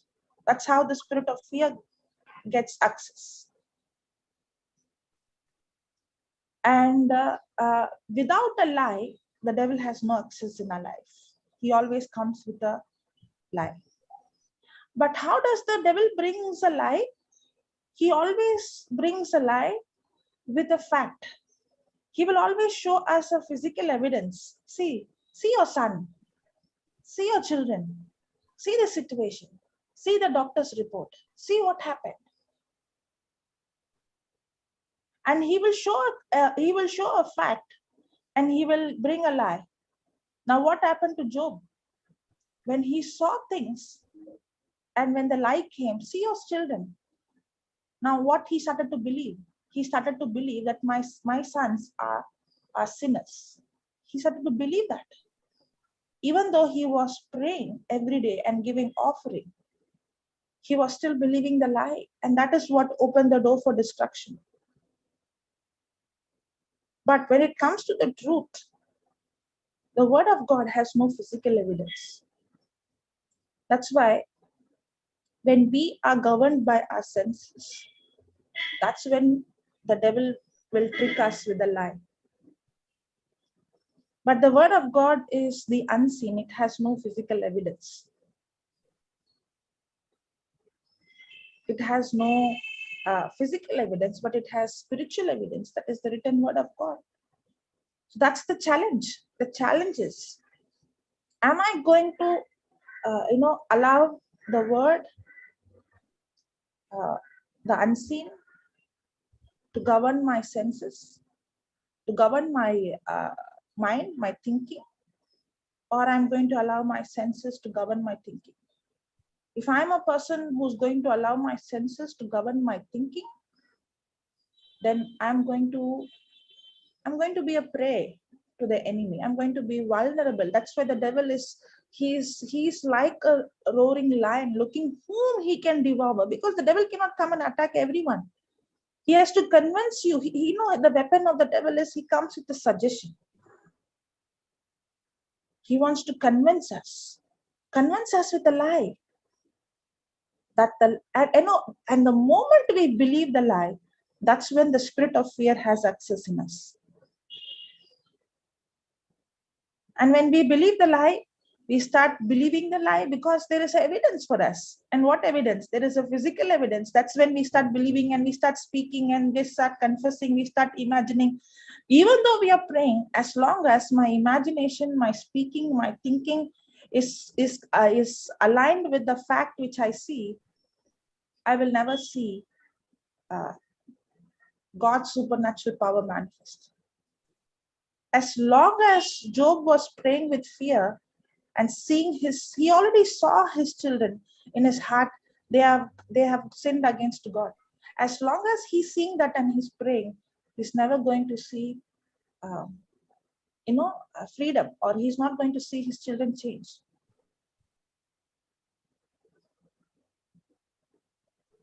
Praise God. Yes, Papa.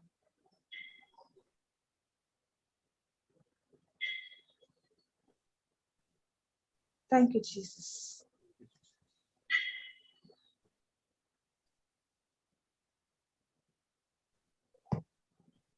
Papa's not there?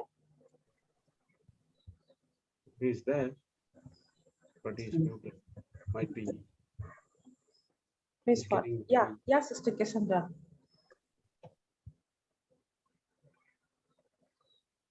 Praise Jesus, sister. Praise Jesus. So many of us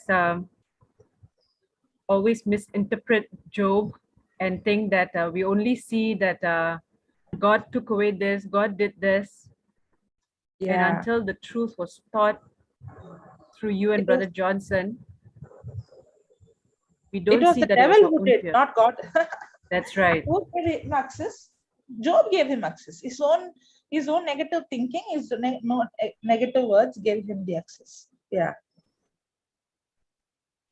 We think that without the truth that you and Brother Johnson have preached to us using scripture, we thought that we know God is all powerful, but we think that all decisions are his. He is in control of everything. Yeah. That's the biggest lie, no? Yes. Now, when you say this biggest lie, people will say, yeah, God is in all control. How can you see? God is all powerful. God is almighty. God is above everything. But God is not controlling everything. If God is controlling everything, you and I would have not committed the sin that we committed, nor we would have lived the life that we are living. We will be living the way He wanted us to live. If God is in all control, then God is the one responsible for all the murder, all the thief, all the evil thing. No, God is not in control. He has given us the freedom to choose. And when God has given us the freedom to choose, He will not come against His own word. If He is all control, He is the one who's controlling everything, then He's coming against His own word.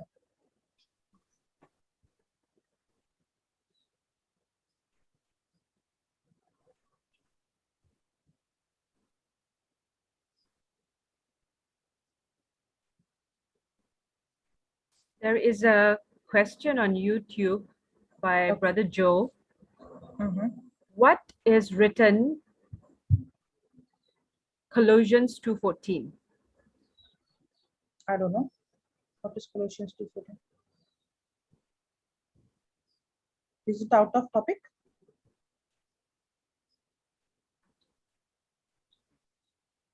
Oh, he asked about the fear of this. Jesus has cancelled all our heredity, something like that. Question was, okay, will law of life in Christ cancel the heredity principles? I mean, will the heredity disease one has inherited? 100%. Yeah, that's what Colossians 2:14 says. All the things has been nailed on the cross, right? Nailed on the cross. Yeah, the past. Yeah, yes. Jesus. Blotting out all the things. That's what. Yes. Okay, that scripture I forgot. Yeah. This one, blotting out the handwritten of ordinances that was against us. So everything He has took it. So nothing else He left out. So that's what I gave that scriptures.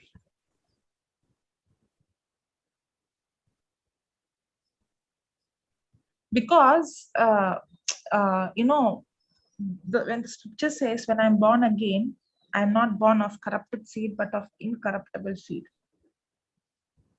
So now my DNA itself has changed.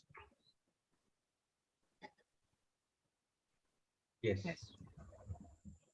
So again, sister, it is if when we don't know the truth, which is only obtained through the word of God, and we speak contrary to this Colossians 2:14, and we don't know what Jesus has already done for us, it doesn't mean that just because we have been baptized that we automatically qualify for this.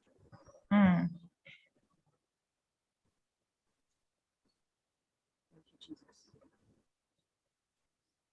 It is like how the Israelites, even though they were brought out from Egypt, even though promised land was given to them, even though God brought them out from Egypt, Egypt was still inside of them. They had to go and march into the promised land, but they stayed in the wilderness. God did not want them to stay in the wilderness. And somebody asked me, why did God keep them 40 years in the wilderness? To train them? Oh, God did not keep them in the wilderness. It was their own unbelief kept them in the wilderness. They were scared of the giants. They should have marched in. So why did they live in the wilderness and ask questions to God? Why you kept me in the wilderness? God did not keep you. It's your own unbelief. In the same way, just like how God has provided the promised land with milk and honey and grapes and pomegranate and all things that is very fertile, in the same way, God has already provided us everything. But if I am not experiencing, it is because of my own mindset, the Egypt mindset, the slavery mindset, that I'm still experiencing wilderness. Praise God. Yes.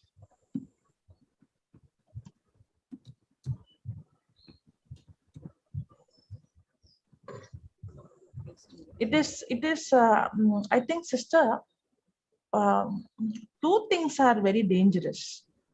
There might be many things, but these two, you know what I remember now. One is ignorance,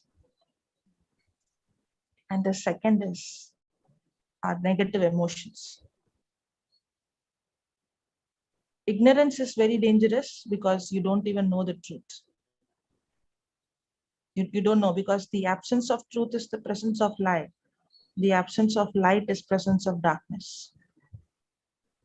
So when I am ignorant, I am already in darkness. I'm blinded. Because when a room is dark, you can't see anything. In the same way, when we don't know the truth, when we don't have the word, when we are ignorant, we are living in darkness because we can't see anything. We are blinded by the lies. But the good news is, when the truth is preached, the word of God is preached, what is being hidden in the dark is being exposed. That's what happened to us. As we didn't even know that, we were living in bondage, and we were living in sin, and we were living in captivity, right? But the Yes. more we started to hear the word being preached, what happened? What was hidden it's just like, you were in a dark room, you couldn't see anything, but as the light started to come, even a dim light could show you what is in that, right?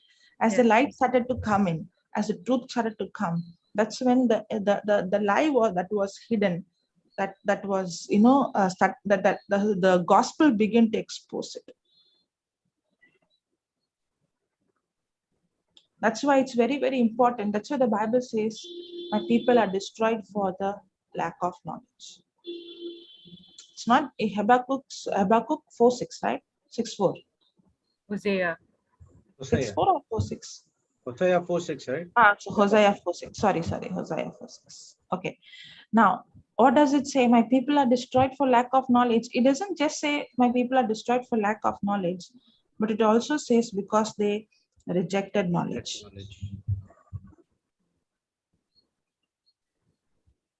My people are destroyed for lack of knowledge because thou hast rejected knowledge.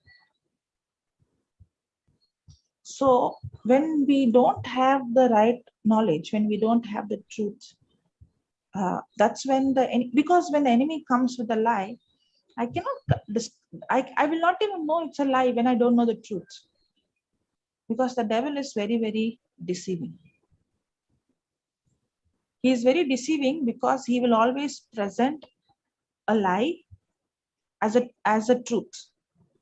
He will present a lie in such a way that I will start believing it's the truth. Why? Because the devil will always have a fact to prove his case.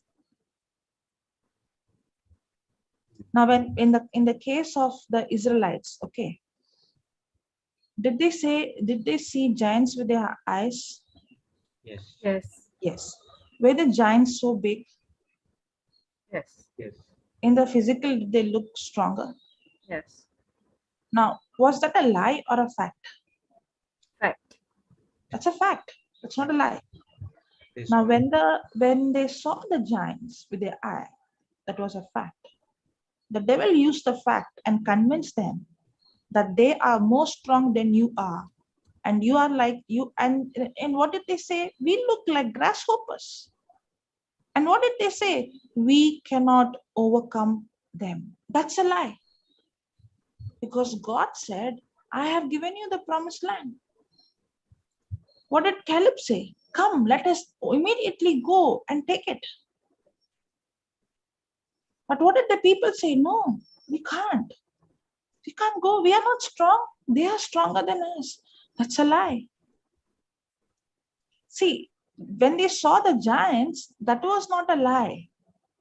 But when they believed that the giants are stronger than us, that's a lie. Because they were seeing based on the physical evidence and they were thinking that the giants were stronger. But actually, the God who was with them, who had a covenant with them, is much, much, much stronger than these giants.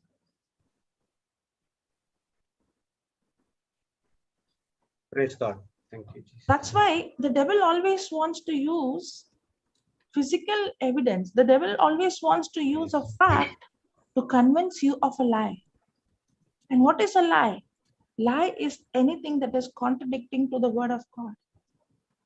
But actually, if you see in the book later on, if you see in the book of Joshua, I think chapter 2, if you see there, when the Israelites, after 40 years, Joshua sends 2 spies. This time he's not sending 12, but he's sending only 2 people of faith into the promised land. Okay. Okay, you can put that 8th verse, 9th verse. Joshua 2, right? Yeah, and see this. Okay, now these 2 of them, this is after 40 years. Okay, so Joshua is sending these 2 people to spy, and there is Rahab. Okay, she gives them the place to hide and see what happens and what she's speaking. And before they were laid down, she came up unto them upon the roof, and said unto the men, I know that the Lord has given you the land. What is she saying? We know that the Lord has given you the land, and that your terror is fallen upon us, and that all the inhabitants of the land faint because of you. For we have heard how the Lord, now see this, for we have heard how the Lord dried up the water of the Red Sea for you when you came out of Egypt, and what you did unto the 2 kings of the Amorites that were on the other side Jordan, Shion and Og, whom you utterly destroyed. Now see this 11th verse. And as soon as we had heard these things, our hearts did melt. Neither did, now, as soon as or later. Soon as. Present. You know what is the meaning? That means the day they came out from Egypt, the day the Red Sea was parted and they came out, the hearts of the people of the promised land, the inhabitants of that place, was already melted. That's what she's saying. As soon as we had heard these things, our heart did melt. Now see, look at this. Neither did there remain any courage in any man. That means what? Not only she, not anyone, even the giants. Nobody had any courage. The very day God brought them out of Egypt, that very day God prepared the heart of these people. Nobody had courage to come and attack them. Neither did there remain any courage in any man because of you. For the Lord your God, He is God in heaven above and in earth beneath. She is saying your God is the God of heaven and earth. But the Israelites, who had the God with them, who had a covenant with them, they had the presence of God as a pillar and a cloud with them. They did not recognize Him. Why? Because they were more focused on the physical evidence, what they saw with their eyes, rather believing the promise that was given to them. Now, actually the truth is, even though these giants are very big, their heart was already melted and they lost courage. In fact, if they would have walked inside, they would have had a welcome party. Correct? They would have not come against, they did not have any courage to come against. But what is the Israelites seeing themselves? We are like grasshoppers. They are stronger than us. And they remained in the wilderness. That's what the devil is doing even today. He's showing you some physical, fact. He was showing the Israelites the physical fact. See the giants. And we are looking at the fact and believing a lie. What is a lie? The lie is something that is contradicting to the truth.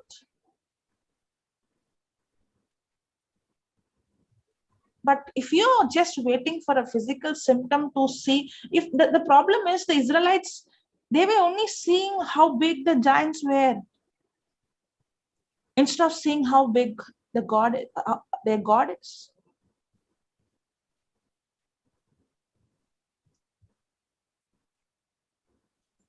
Praise God. Yes, God. And you know what is the good news? The good news is, the more I focus on the truth has the power to change the fact. If Job would have focused on the truth, on the love of God and the power of God, that truth would have changed the life of his children. The truth has the power to change the fact, because truth will never change, but fact is subject to change. Everything that we see is temporary. The physical world is the child, and the spiritual world is the parent.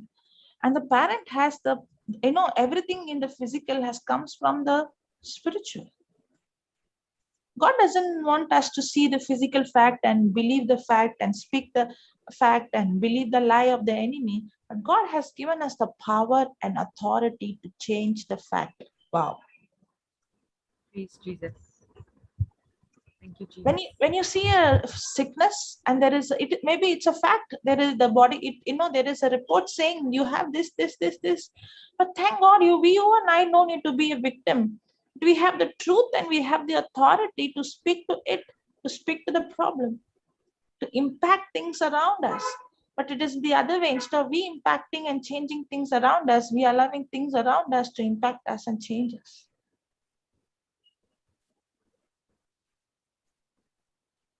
Yes. Thank you, Jesus. Thank you, Jesus. Yeah, praise God. Praise God. So there is a question, Sister Jocelyn. It's on the same topic of this fear and what you have said just now. Can I ask you? Yes. Okay, so the question is, if children have come to know the truth, but the parents have not got the truth as yet and are still praying for the children in fear, will the children be destroyed through those prayers? If you are in fear, then what? You see, if you are in fear means what? Now remember, faith comes by hearing, and hearing by the word of God. Okay? Fear comes fear can never come without a lie. The devil cannot, because fear is not a feeling. Fear is not an emotion. Fear is a demonic spirit. Now God needs faith for us, to have access in our life. Without faith, he cannot have access. Without faith, God cannot bring his purpose, his plan, what he has for me in my life. In the same way, the devil needs fear as the access for the devil to bring destruction. The devil needs us to fear. And fear is a demonic spirit. And this demonic spirit cannot have access in our life without a lie. And I told you the devil will always show you a fact to believe a lie. The fact is what? What I'm seeing. What I'm seeing. I'm seeing this person is a rebel. This person is not listening. But the truth is, God has given me power and authority to bind that demonic spirit, the spirit of unbelief. And not only that, when I begin to change, I'm not going to change the other person. I'm only going to speak the word, and the word is going to act on my behalf. I speak the word, and the word does the performance. I'm not going to perform. I'm not going to change this person. Now, if you're going to continuously say, my mother will not believe, my father will not believe, they don't listen, or they will not, or if you're going to say that, that's what is going to happen. But when you're going to change your thinking, when you're going to change your words, when you start seeing the unseen, when you're going to even now, first, it is the second thing. Okay, first thing, when they see change in you, that's very important. I remember when I got touched in the beginning. So my parents were, especially my mother, she had a strong, belief in Christ, but maybe she did not know the principles, or what the truth the way we know. But she had a relationship. But when I got into the Word of God, it was very different for her. The way I was saying, don't speak death, don't speak what you see, and for them it looked like I'm not practical. I'm trying to be very, I'm like my whole body used, when the temperature is so high, and I would say I'm healed, then they felt like I'm not, in the reality. And the problem was, I was very, very emotional. I was not mature enough. And I was the same old person. Maybe only the passion has come. But I was, making the same mistakes. And when I would always go and preach them, saying, you should not say this negative. You should not speak like this. You should not do that. Now what happens is, when I started to point out their mistake, they also started to point out my mistake. If I would have fall anyway, you're saying Bible, Bible, Bible. Now why are you getting angry? You're saying Bible, Bible, Bible. Now why are you lazy? Why are you not? So it was like when I was picking everything on them, they also started to pick up everything on me. When I started to say this is your problem, then they started to tell me, actually they were telling me the truth. I'm only, changed in one area where I'm speaking not death, life, but there's so many areas in my life. I was still living like a person of this world. I was still having selfishness. I was still having, so many weaknesses. Many times we get irritated and we think, I was thinking like this, they are not understanding me. But actually, when Holy Spirit began to make me understand, what they're saying is not wrong. What they're saying is right. In fact, the people who are with you is what they will tell you really who we are. Outside, they will see us only smiling, no? Outside, people will only see the good side of us. But inside only, they know both the side. But when I begin to change my response to them, when I begin to change myself with the Word of God, now when I start speaking faith, the change in me plus my faith is what is going to bring change in them.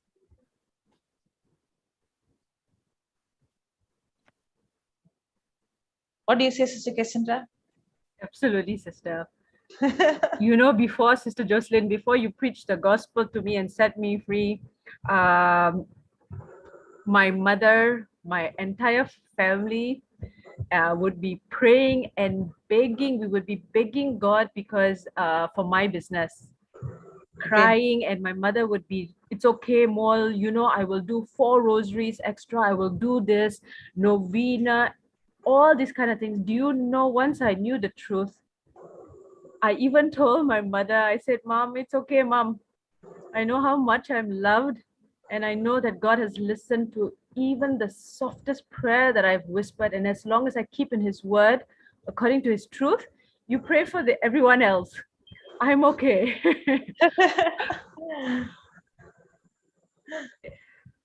So that's the, you know, is the so liberating. Whoever the sun sets free is free indeed. And the truth has really so much of bondage, especially of fear, worry. Yeah. We have Thank you. given a little access through lie in our lives, the fear, and it tortures us for the entire of our life. Yeah. Yes.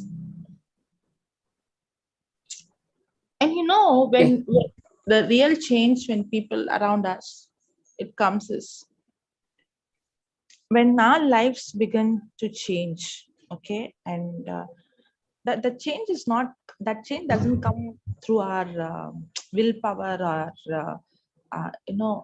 what to say, with our own ability. The word of God changes us.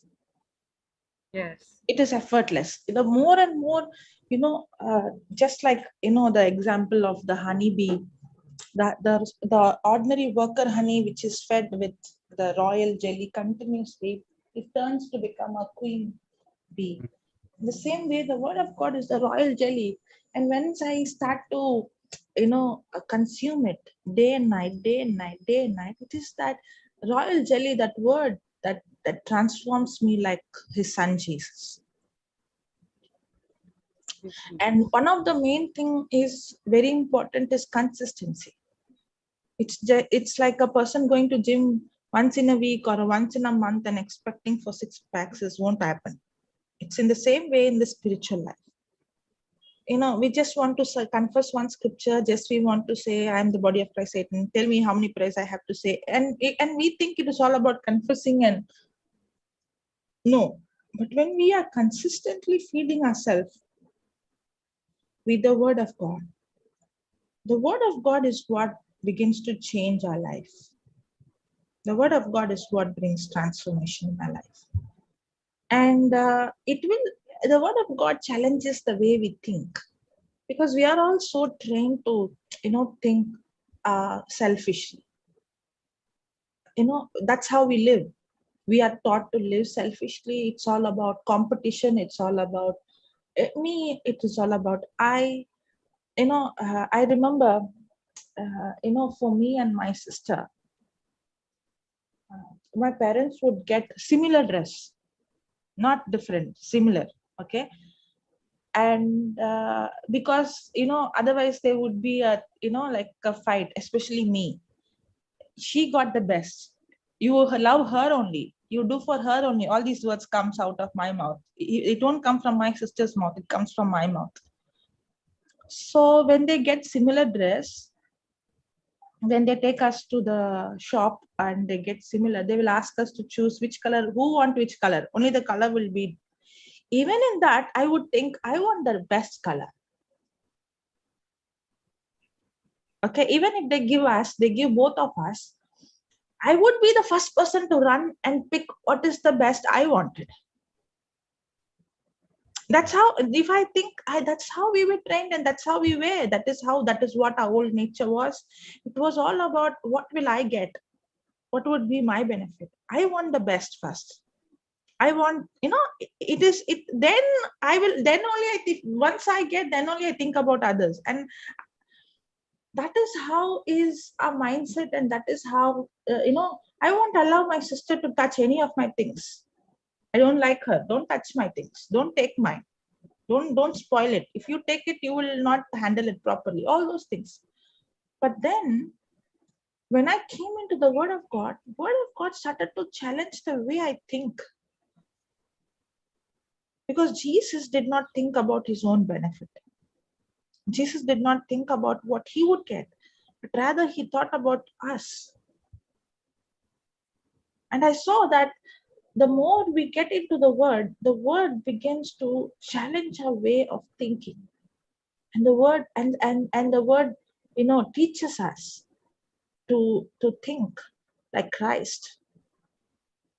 That's why the Bible says, I have the mind of Christ. The mind of Christ was not boastful. The mind of Christ was not thinking of its own. The mind of Christ is humble, because the Bible says he is meek and humble. And the more we change, the more the Word begins to change in us. And when we are in a house, or we are in a college, or when we are in the office, or when we are somewhere, that Christ in us is what is going to attract people around us. You know what? People would begin to sense the presence of God when we are in a place, because it's not us, it's Christ in us. It is how much I have renewed my mind. It is how much I allow Christ to live through me. It is how much I agree with the Word. That is how much I die and Christ lived through me. And that's how people around me are attracted to Christ in me. Actually, the world wants to see Christ. We think people are running away from Jesus. No, they are not running away from Jesus. They are running away from us because of our selfish attitude. If we really show Christ, actually this world wants Christ. This world wants him. They want that love. They want that. That's why, Papa says this example. When you see a tree full of fruit, that tree is what gets the maximum stone. Why? Because they want the fruit. This world wants to taste Jesus. They don't have it. That's why they might come against you or attack you. But it's not to attack you. It is because they want something that they don't have. Praise God. Yes. We no need to go and try to change someone. We no need to go and convince someone. If we are going to try to do that, then we end up in frustration. Don't try to change anybody. Change yourself. Change yourself means what? I would say it's not just a changed life, it is an exchange life. Christian life is an exchange life. Let I be crucified and let Christ live through me. And the more people would experience Christ, they would be attracted to us like magnet. Not to us, but Christ in us. And they would want what you have. They would come, your own family will come and tell you. Even though in the beginning it looked like they came against you, or it looked like they were rebelling or they were angry, at one point of time they would say, I want that. How can you be like this? How can you be so peaceful? How can you be so joyful? How can you have such kind of peace in this midst of all these situations? How is that you're not getting irritated? How is that? That is what is going to irritate. That is what that's going to attract them. I'm not the one, I remember this, somewhere I heard this. My job is not to change you. My job is to love you. God's job is to change you. Yes. My job is not to change anybody. My job is to love. And God's job is to change. And that too, that love is what? Not my love, that God's love in my heart. Praise God. Poured through me. because I'm not going to love a person based on my feelings or emotions, but my love is, by faith, believing that this love of God is poured in my heart and I love this person. Because if I'm going to go by my senses, again, I told you the devil will always show a physical evidence. Look what she spoke. See what happened. See how he treated you. See how she treated you. And then my emotions would be contradicting that I can't love that person. That's why if I'm a person who's governed by my senses, I will always be a slave to the spirit of fear, the spirit of anger, the spirit of bitterness.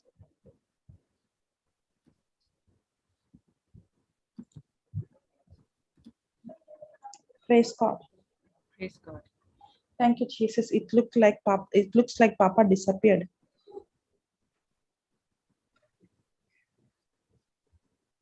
So one person written in the YouTube chat. I'm glad I'm not alone. So Jocelyn, others saw me that way too. So I approached JCILM helpline and listening every day to JCILM teachings. It has helped me tremendously.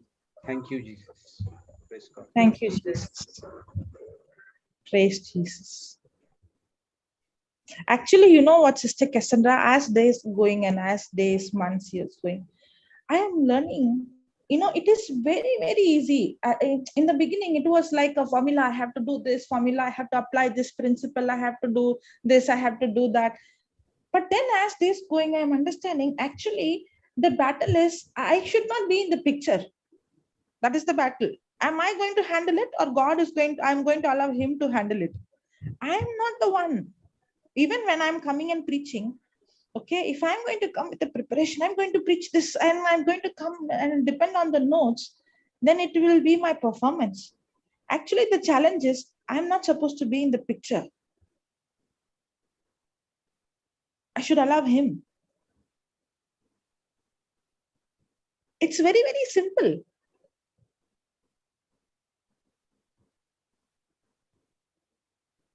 Praise Jesus. Sister Healing Agnes is, also, yes. yeah. Sorry, sister, go ahead. Yeah. That's healing also is the same. Yes. When I have to only see what he's doing with my eyes. I'm not going to heal anybody. I am not supposed to bring my logical thinking and hinder him. It is how much I allow him. It is how much I decrease and he increase. That's when I see the manifestation happening. That's why even Peter's shadow people got healed. Why? Because he was not allowing his flesh to hinder from Christ from manifesting.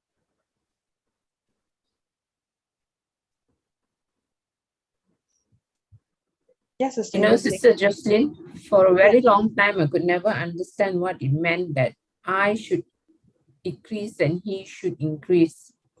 Okay. And when I finally got the revelation, it was so beautiful. So that what was the revelation? the self-centeredness in me is what should decrease. And Jesus, the love of Jesus should increase in me. I should focus on him more than on anything else in this world. Nothing but on him. Yeah.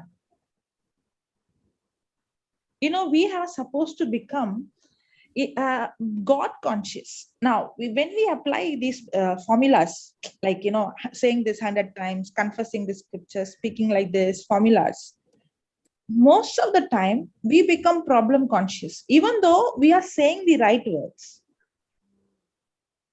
That's what Papa said yesterday. In the beginning, the formulas will work. In the beginning, when I'm confessing 100 times, 200 times, I'm not saying confessing the scripture is not right. It's very good. It's 100% powerful. It's very, very effective. But the error comes when I become more sin conscious, or when I become more sickness conscious, when I become more problem conscious, rather becoming God conscious. See, for example, when I am confessing, I'm healed by the wounds of Jesus. Okay, I'm confessing that scripture. I'm healed by the wounds of Jesus. I'm healed by the wounds of Jesus. I'm healed by the wounds of Jesus. Actually, even though I'm saying I'm healed by the wounds of Jesus, my focus is on my wounds only. Because every time I'm looking at my wound, oh, it's not gone. It's still there. But actually, I have to become so conscious of God and I have to see his wounds. Thank you, Jesus. I'm healed by your wounds. You died for me, Lord. How did you take my place? How was that you did not commit any sin? But you took the sin of the whole world. You took the sickness of the whole world. Jesus, every bone came out of your joints. You were without form. When you begin to see, when I become more and more God conscious, that's when myself begins to die. The more and more I become self-conscious, the more and more I feed myself and myself is alive. Earlier I used to think dying to my flesh means I have to, uh, something it's very difficult. But I realized every time I say dying to flesh, dying to flesh, dying to flesh, and my focus is more on my flesh rather than on Christ. No, dying to flesh means I am so God conscious that I don't remember about me. I'm so engrossed with him, I forget. That's why, when you are so engrossed in the love of God and what he has done for you, you don't even know when the sickness has left you. But when you are so sickness conscious, you're thinking more about that pain and that sickness, not about Jesus.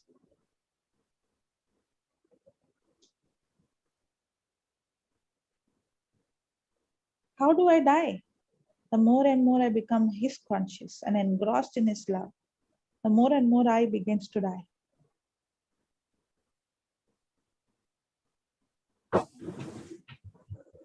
The more and more I become aware of him, rather becoming aware of me.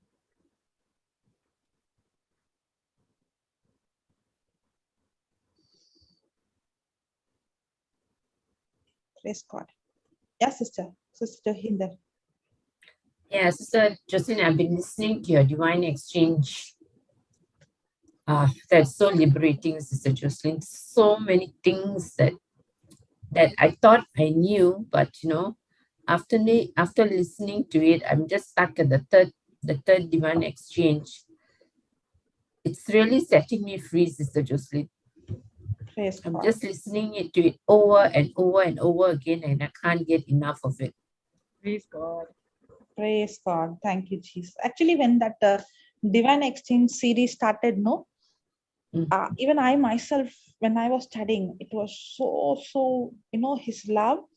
And after that session, I think it was in 2020 we started. 20, right? I think. Yeah. 20, yeah. Till today, I get, feedback, people getting into the teaching. Till today. You know why? Because that whole teaching is about what happened to Jesus. What Jesus went through.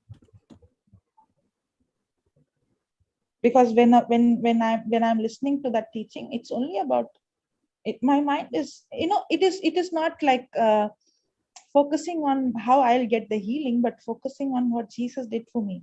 It shifts. It helps me to shift my focus from me to God and his immense love for me.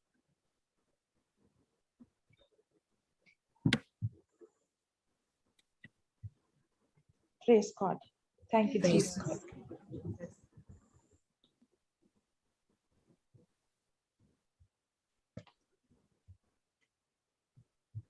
Yeah.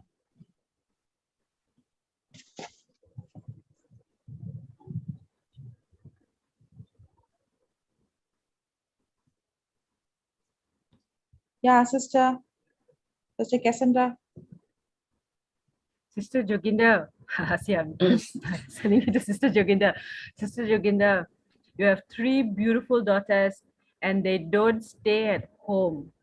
They're all working overseas. So how was it before? I mean, as a mother, I'm asking as a mother if you could share before the word and after the word, how has been, especially now it's during, this pandemic time. Before the word, I every time used to worry and worry and worry and worry what they go out and come back late, I worry. Every slightest thing, I will sit down and worry. Now, no, they have gone. One is in the Australia, one is in US, one is in Asia. Nothing. They just go. I know because no, like Brother Johnson teaches, when you take care of the vertical, the horizontal, all is taken care of. So no, I don't even worry. I don't even worry. Of course, sometimes the worry comes a little bit, but no, I surrender it all to him, because no, I said, you said, if you have gone and flattened all the paths for me, so there's nothing for me to worry, because in Isaiah 54:5, you said, you, my maker, you are my husband, so I don't have to worry about anything. Praise God. That scripture has set you free, no? You're my Yeah. maker, you're my husband. Yes. No. You know, yesterday I think we were having. Even I know I've locked up my house. What, Sorry, sister? You locked out? Locked? Even I've locked up my house. I locked up my house, and now I'm here with my youngest daughter. I surrendered my whole house to him. Nothing for me to worry. Praise God. Praise God. Whereas before, Sister Joginda, we would have been saying Psalm 91, and yet it didn't, the believing in the heart wasn't there at all. No. So, No, before is, I just say, before prayer was please, please, please. Now it's just that, no, I already know that you will do it for me. I don't have to worry about it. Because he said, his word never comes back empty. He fulfills his promises. praise God. Praise God. How much this word has set us free. The word has set us free. The written word. Praise God. Yes. Can I share something? Sure, Sister Vandana. Yeah. Go ahead. Yes. As we are talking about the depending on the Lord, and when I am running this institute since last 2010. So it so happened earlier, before the pandemic, I used to spend almost 2.5 or 2.5 lakh rupees in marketing, so that I can get students. And and every time we would sit down once a week, Prakash and I, and we would plan out how should we develop our business. But once we came into the word, and after attending the growth retreat in January 2020, the first thing what we did was we stopped all the marketing platforms. We withdrew our name from all the searching, that searching guideline, like Sulekha and all, we have the search engines. We stopped paying them, we stopped the subscription, and we said, Lord, it is you who has to bring, who is running our business. Lord, it is you who is taking care of us.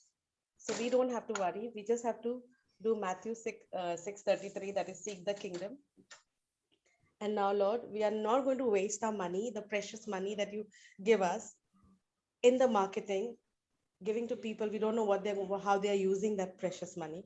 Rather, we will use this money for your kingdom. And Lord, you bring the students. And we started working on Romans 4:17. And brother and sister, it's been 2 years. We get more business now than before. I have many students, and they just search, look for us. They come to us, and without any tension, no business meetings now, and we are enjoying our life in Jesus. Praise God. Praise God. Praise God. So this is what the Lord is, when we depend on Him. And this word, what we started, working on the word of God, depending on the word of God, and believing that what the word of God says, it is truth. So we are all, What Sister Jocelyn said, Sister Vandana, was it that you and your husband Prakash were consistently listening to the word? Yes. And where we stopped worrying, we stopped worrying. And this is for our business. And that's how we were able to pay.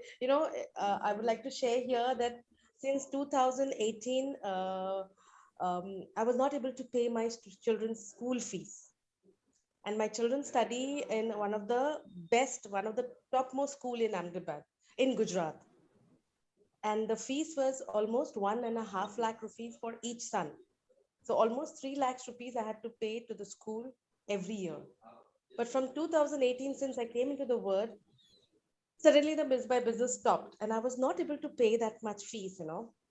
So I would request the school that once I get a little amount, I'll pay them. They said they agreed, and because we were in the word and we were believing that yes, Lord, you have, you are taking care of us. You have paid all my bills and all my school fees. Till for 2 years I could not pay. The school did not say anything. Rather, they said, "Do not worry. We know you're going to pay us." Lord had softened their hearts so much that I'm going 2 years back. So now this year I could finish 2021 in 2019-20 fees. This year's 2021-22 fees is still left, but they are so sweet. The school is so much, we are so blessed that they are just not worried. They said, "We know, sister, Vandana, ma'am, we know you are going to pay us. You are paying us regularly now." So now the year is going to end, and they said, "Do not worry. We know you'll pay us completely." And they said, "You are going to be, and your children are going to continue in our school."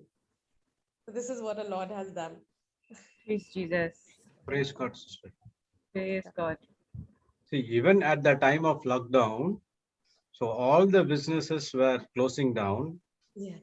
And there were no businesses at all. We know that what's happening around the world, but still you could able to manage students joining in your institute. Yes, brother, and all online. From almost 7:30, 8 o'clock in the morning Indian Standard Time till late evening, we would take the classes. My husband and we were Praise. so busy during the pandemic. Yeah, that's happened because you stopped worrying about those things. Yes. Worry, as what Sister Jocelyn was teaching, right? Worry is very, very demonic. It brings that fear into our life. Correct. See, even in 2021, the same thing happened to me. Okay, we initially, when my son was studying in the school, we used to worry for how we are going to pay the fees.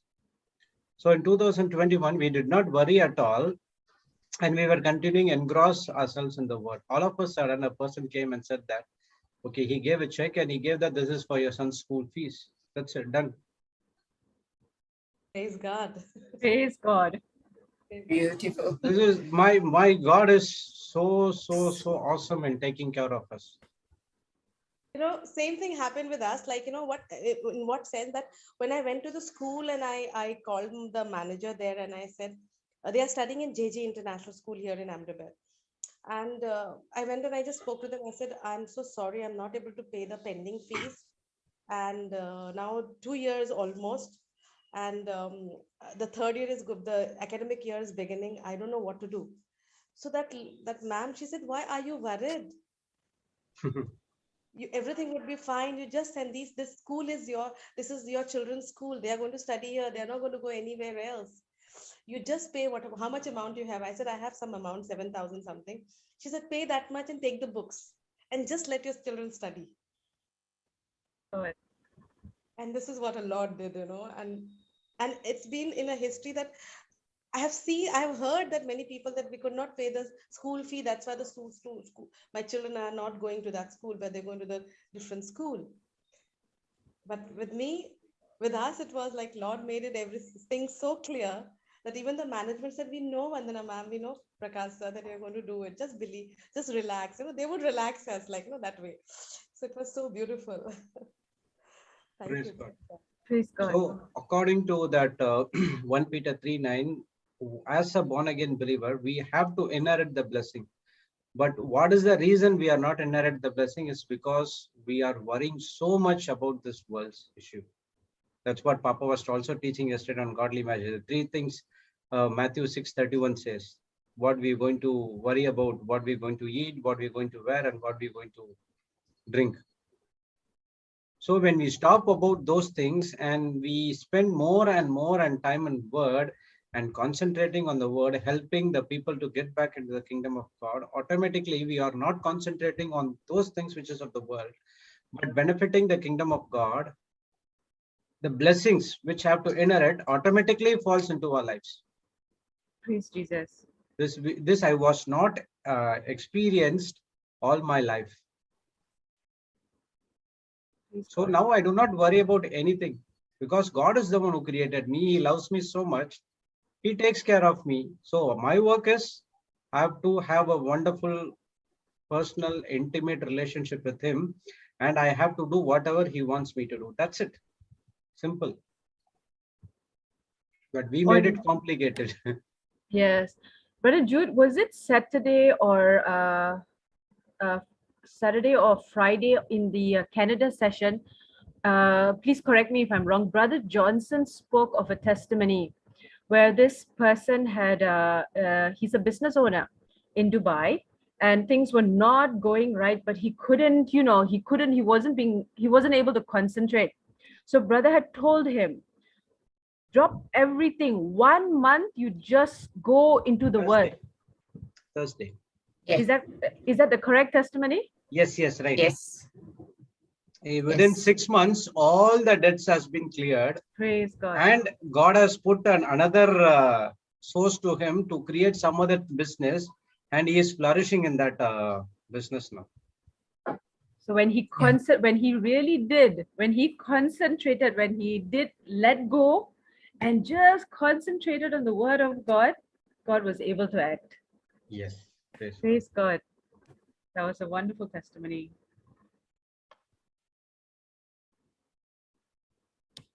Praise God. That's really nice. Okay. Yes, so Cassandra, you taught me about 1 Peter 3:9, right? In the beginning. You always used to tell me, always use 1 Peter 3:9. Praise Jesus, yeah. See, all these times, sister, in 1 Peter 3:9 also, we were stopping that we should not do evil with evil or evil railing for evil. But that's some other things which in part B as well. Yes. We came into light. That's what we studied yesterday, right, Brother Jude? Yes, and Sunday also we studied about the same thing. Choosing life. Praise God. Praise God. Sister Jocelyn? Is she there? Muted.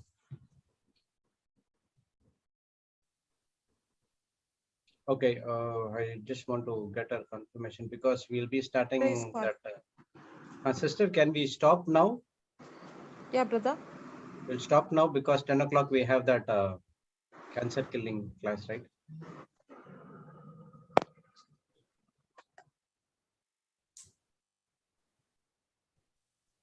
Praise God. Thank you, Jesus. Anything else? Anybody else? No. I Any think questions? we have 5 more minutes to Yes, start the next session, no? So can we stop here right now? Can't hear you, brother. Can you hear me, everyone? Yes. 1 minute. I think my problem with my... yeah, now... Okay, we have that 10 o'clock class, right? So we will stop. Can we stop now for 5 minutes? Yeah. So now the regular Monday session will start. So we will meet again after the session at 12 o'clock. 12 o'clock, yes. So the retreat will continue at 12, but the next session will be there. So we would, you can all attend that session. Yes. I think today Sister Sumitra is not coming, no? Sister Helen is I think Sister Helen is coming. Yeah, brother. Right. Okay. So we will start again at 2 p.m. Okay. Thank you, Heavenly Father. Thank you, Jesus. Thank you, Holy Spirit, for this wonderful morning session we had today in your presence. Lord, we learned many things about how the fear grips into our life with a single word called lie. As a born-again believer, a Christian, our life is to engage, engross ourselves in the word of God. We need to concentrate only on the word and not on anything else. We saw a lot of examples from the Bible where people gripped with fear, they lost everything in their life. Example of Job, but still he changed his mind, renewed his thinking, and he started to concentrate or focus only on God. And God restored everything double fold. And we are in the grace covenant, a new covenant, much more blessed than the people who are in the old covenant. There is no double portion, but there's always a full portion when we engrossed ourselves in the word. Thank you, Lord. You gave us all the resources for us to come and sit with you, to have a wonderful time with you. But because of a lack of knowledge, because we rejected the knowledge, we went behind the things of this world. We rejected your love. We rejected everything that is from the kingdom of God. And that's what we were living a miserable life.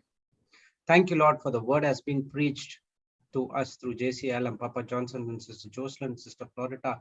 Everyone who comes and preaches over here helps us to renew our thinking, helps us to change our thinking, not of this world, but concentrating ourselves in the word, concentrating and focus ourselves only as the author and the finisher of our Lord Jesus Christ. That what transformed our life. And now we are here to do the works of our Lord Jesus Christ, to go out and transform others' life as well by planting the good seed in their life as well, so that we reconcile them to our Lord Jesus Christ. Thank you, Lord, for wonderful works you have done in our life. Thank you, Lord. Thank you, Holy Spirit, for helping us to growing spiritually every day with the teachings which has been imparted to us. We thank you and we praise you in the glorious name of Jesus. Amen, amen, Amen. and amen. Amen. Amen. Praise God.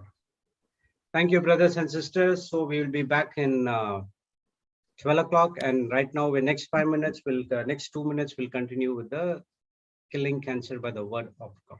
Okay. Thank you. God bless you all.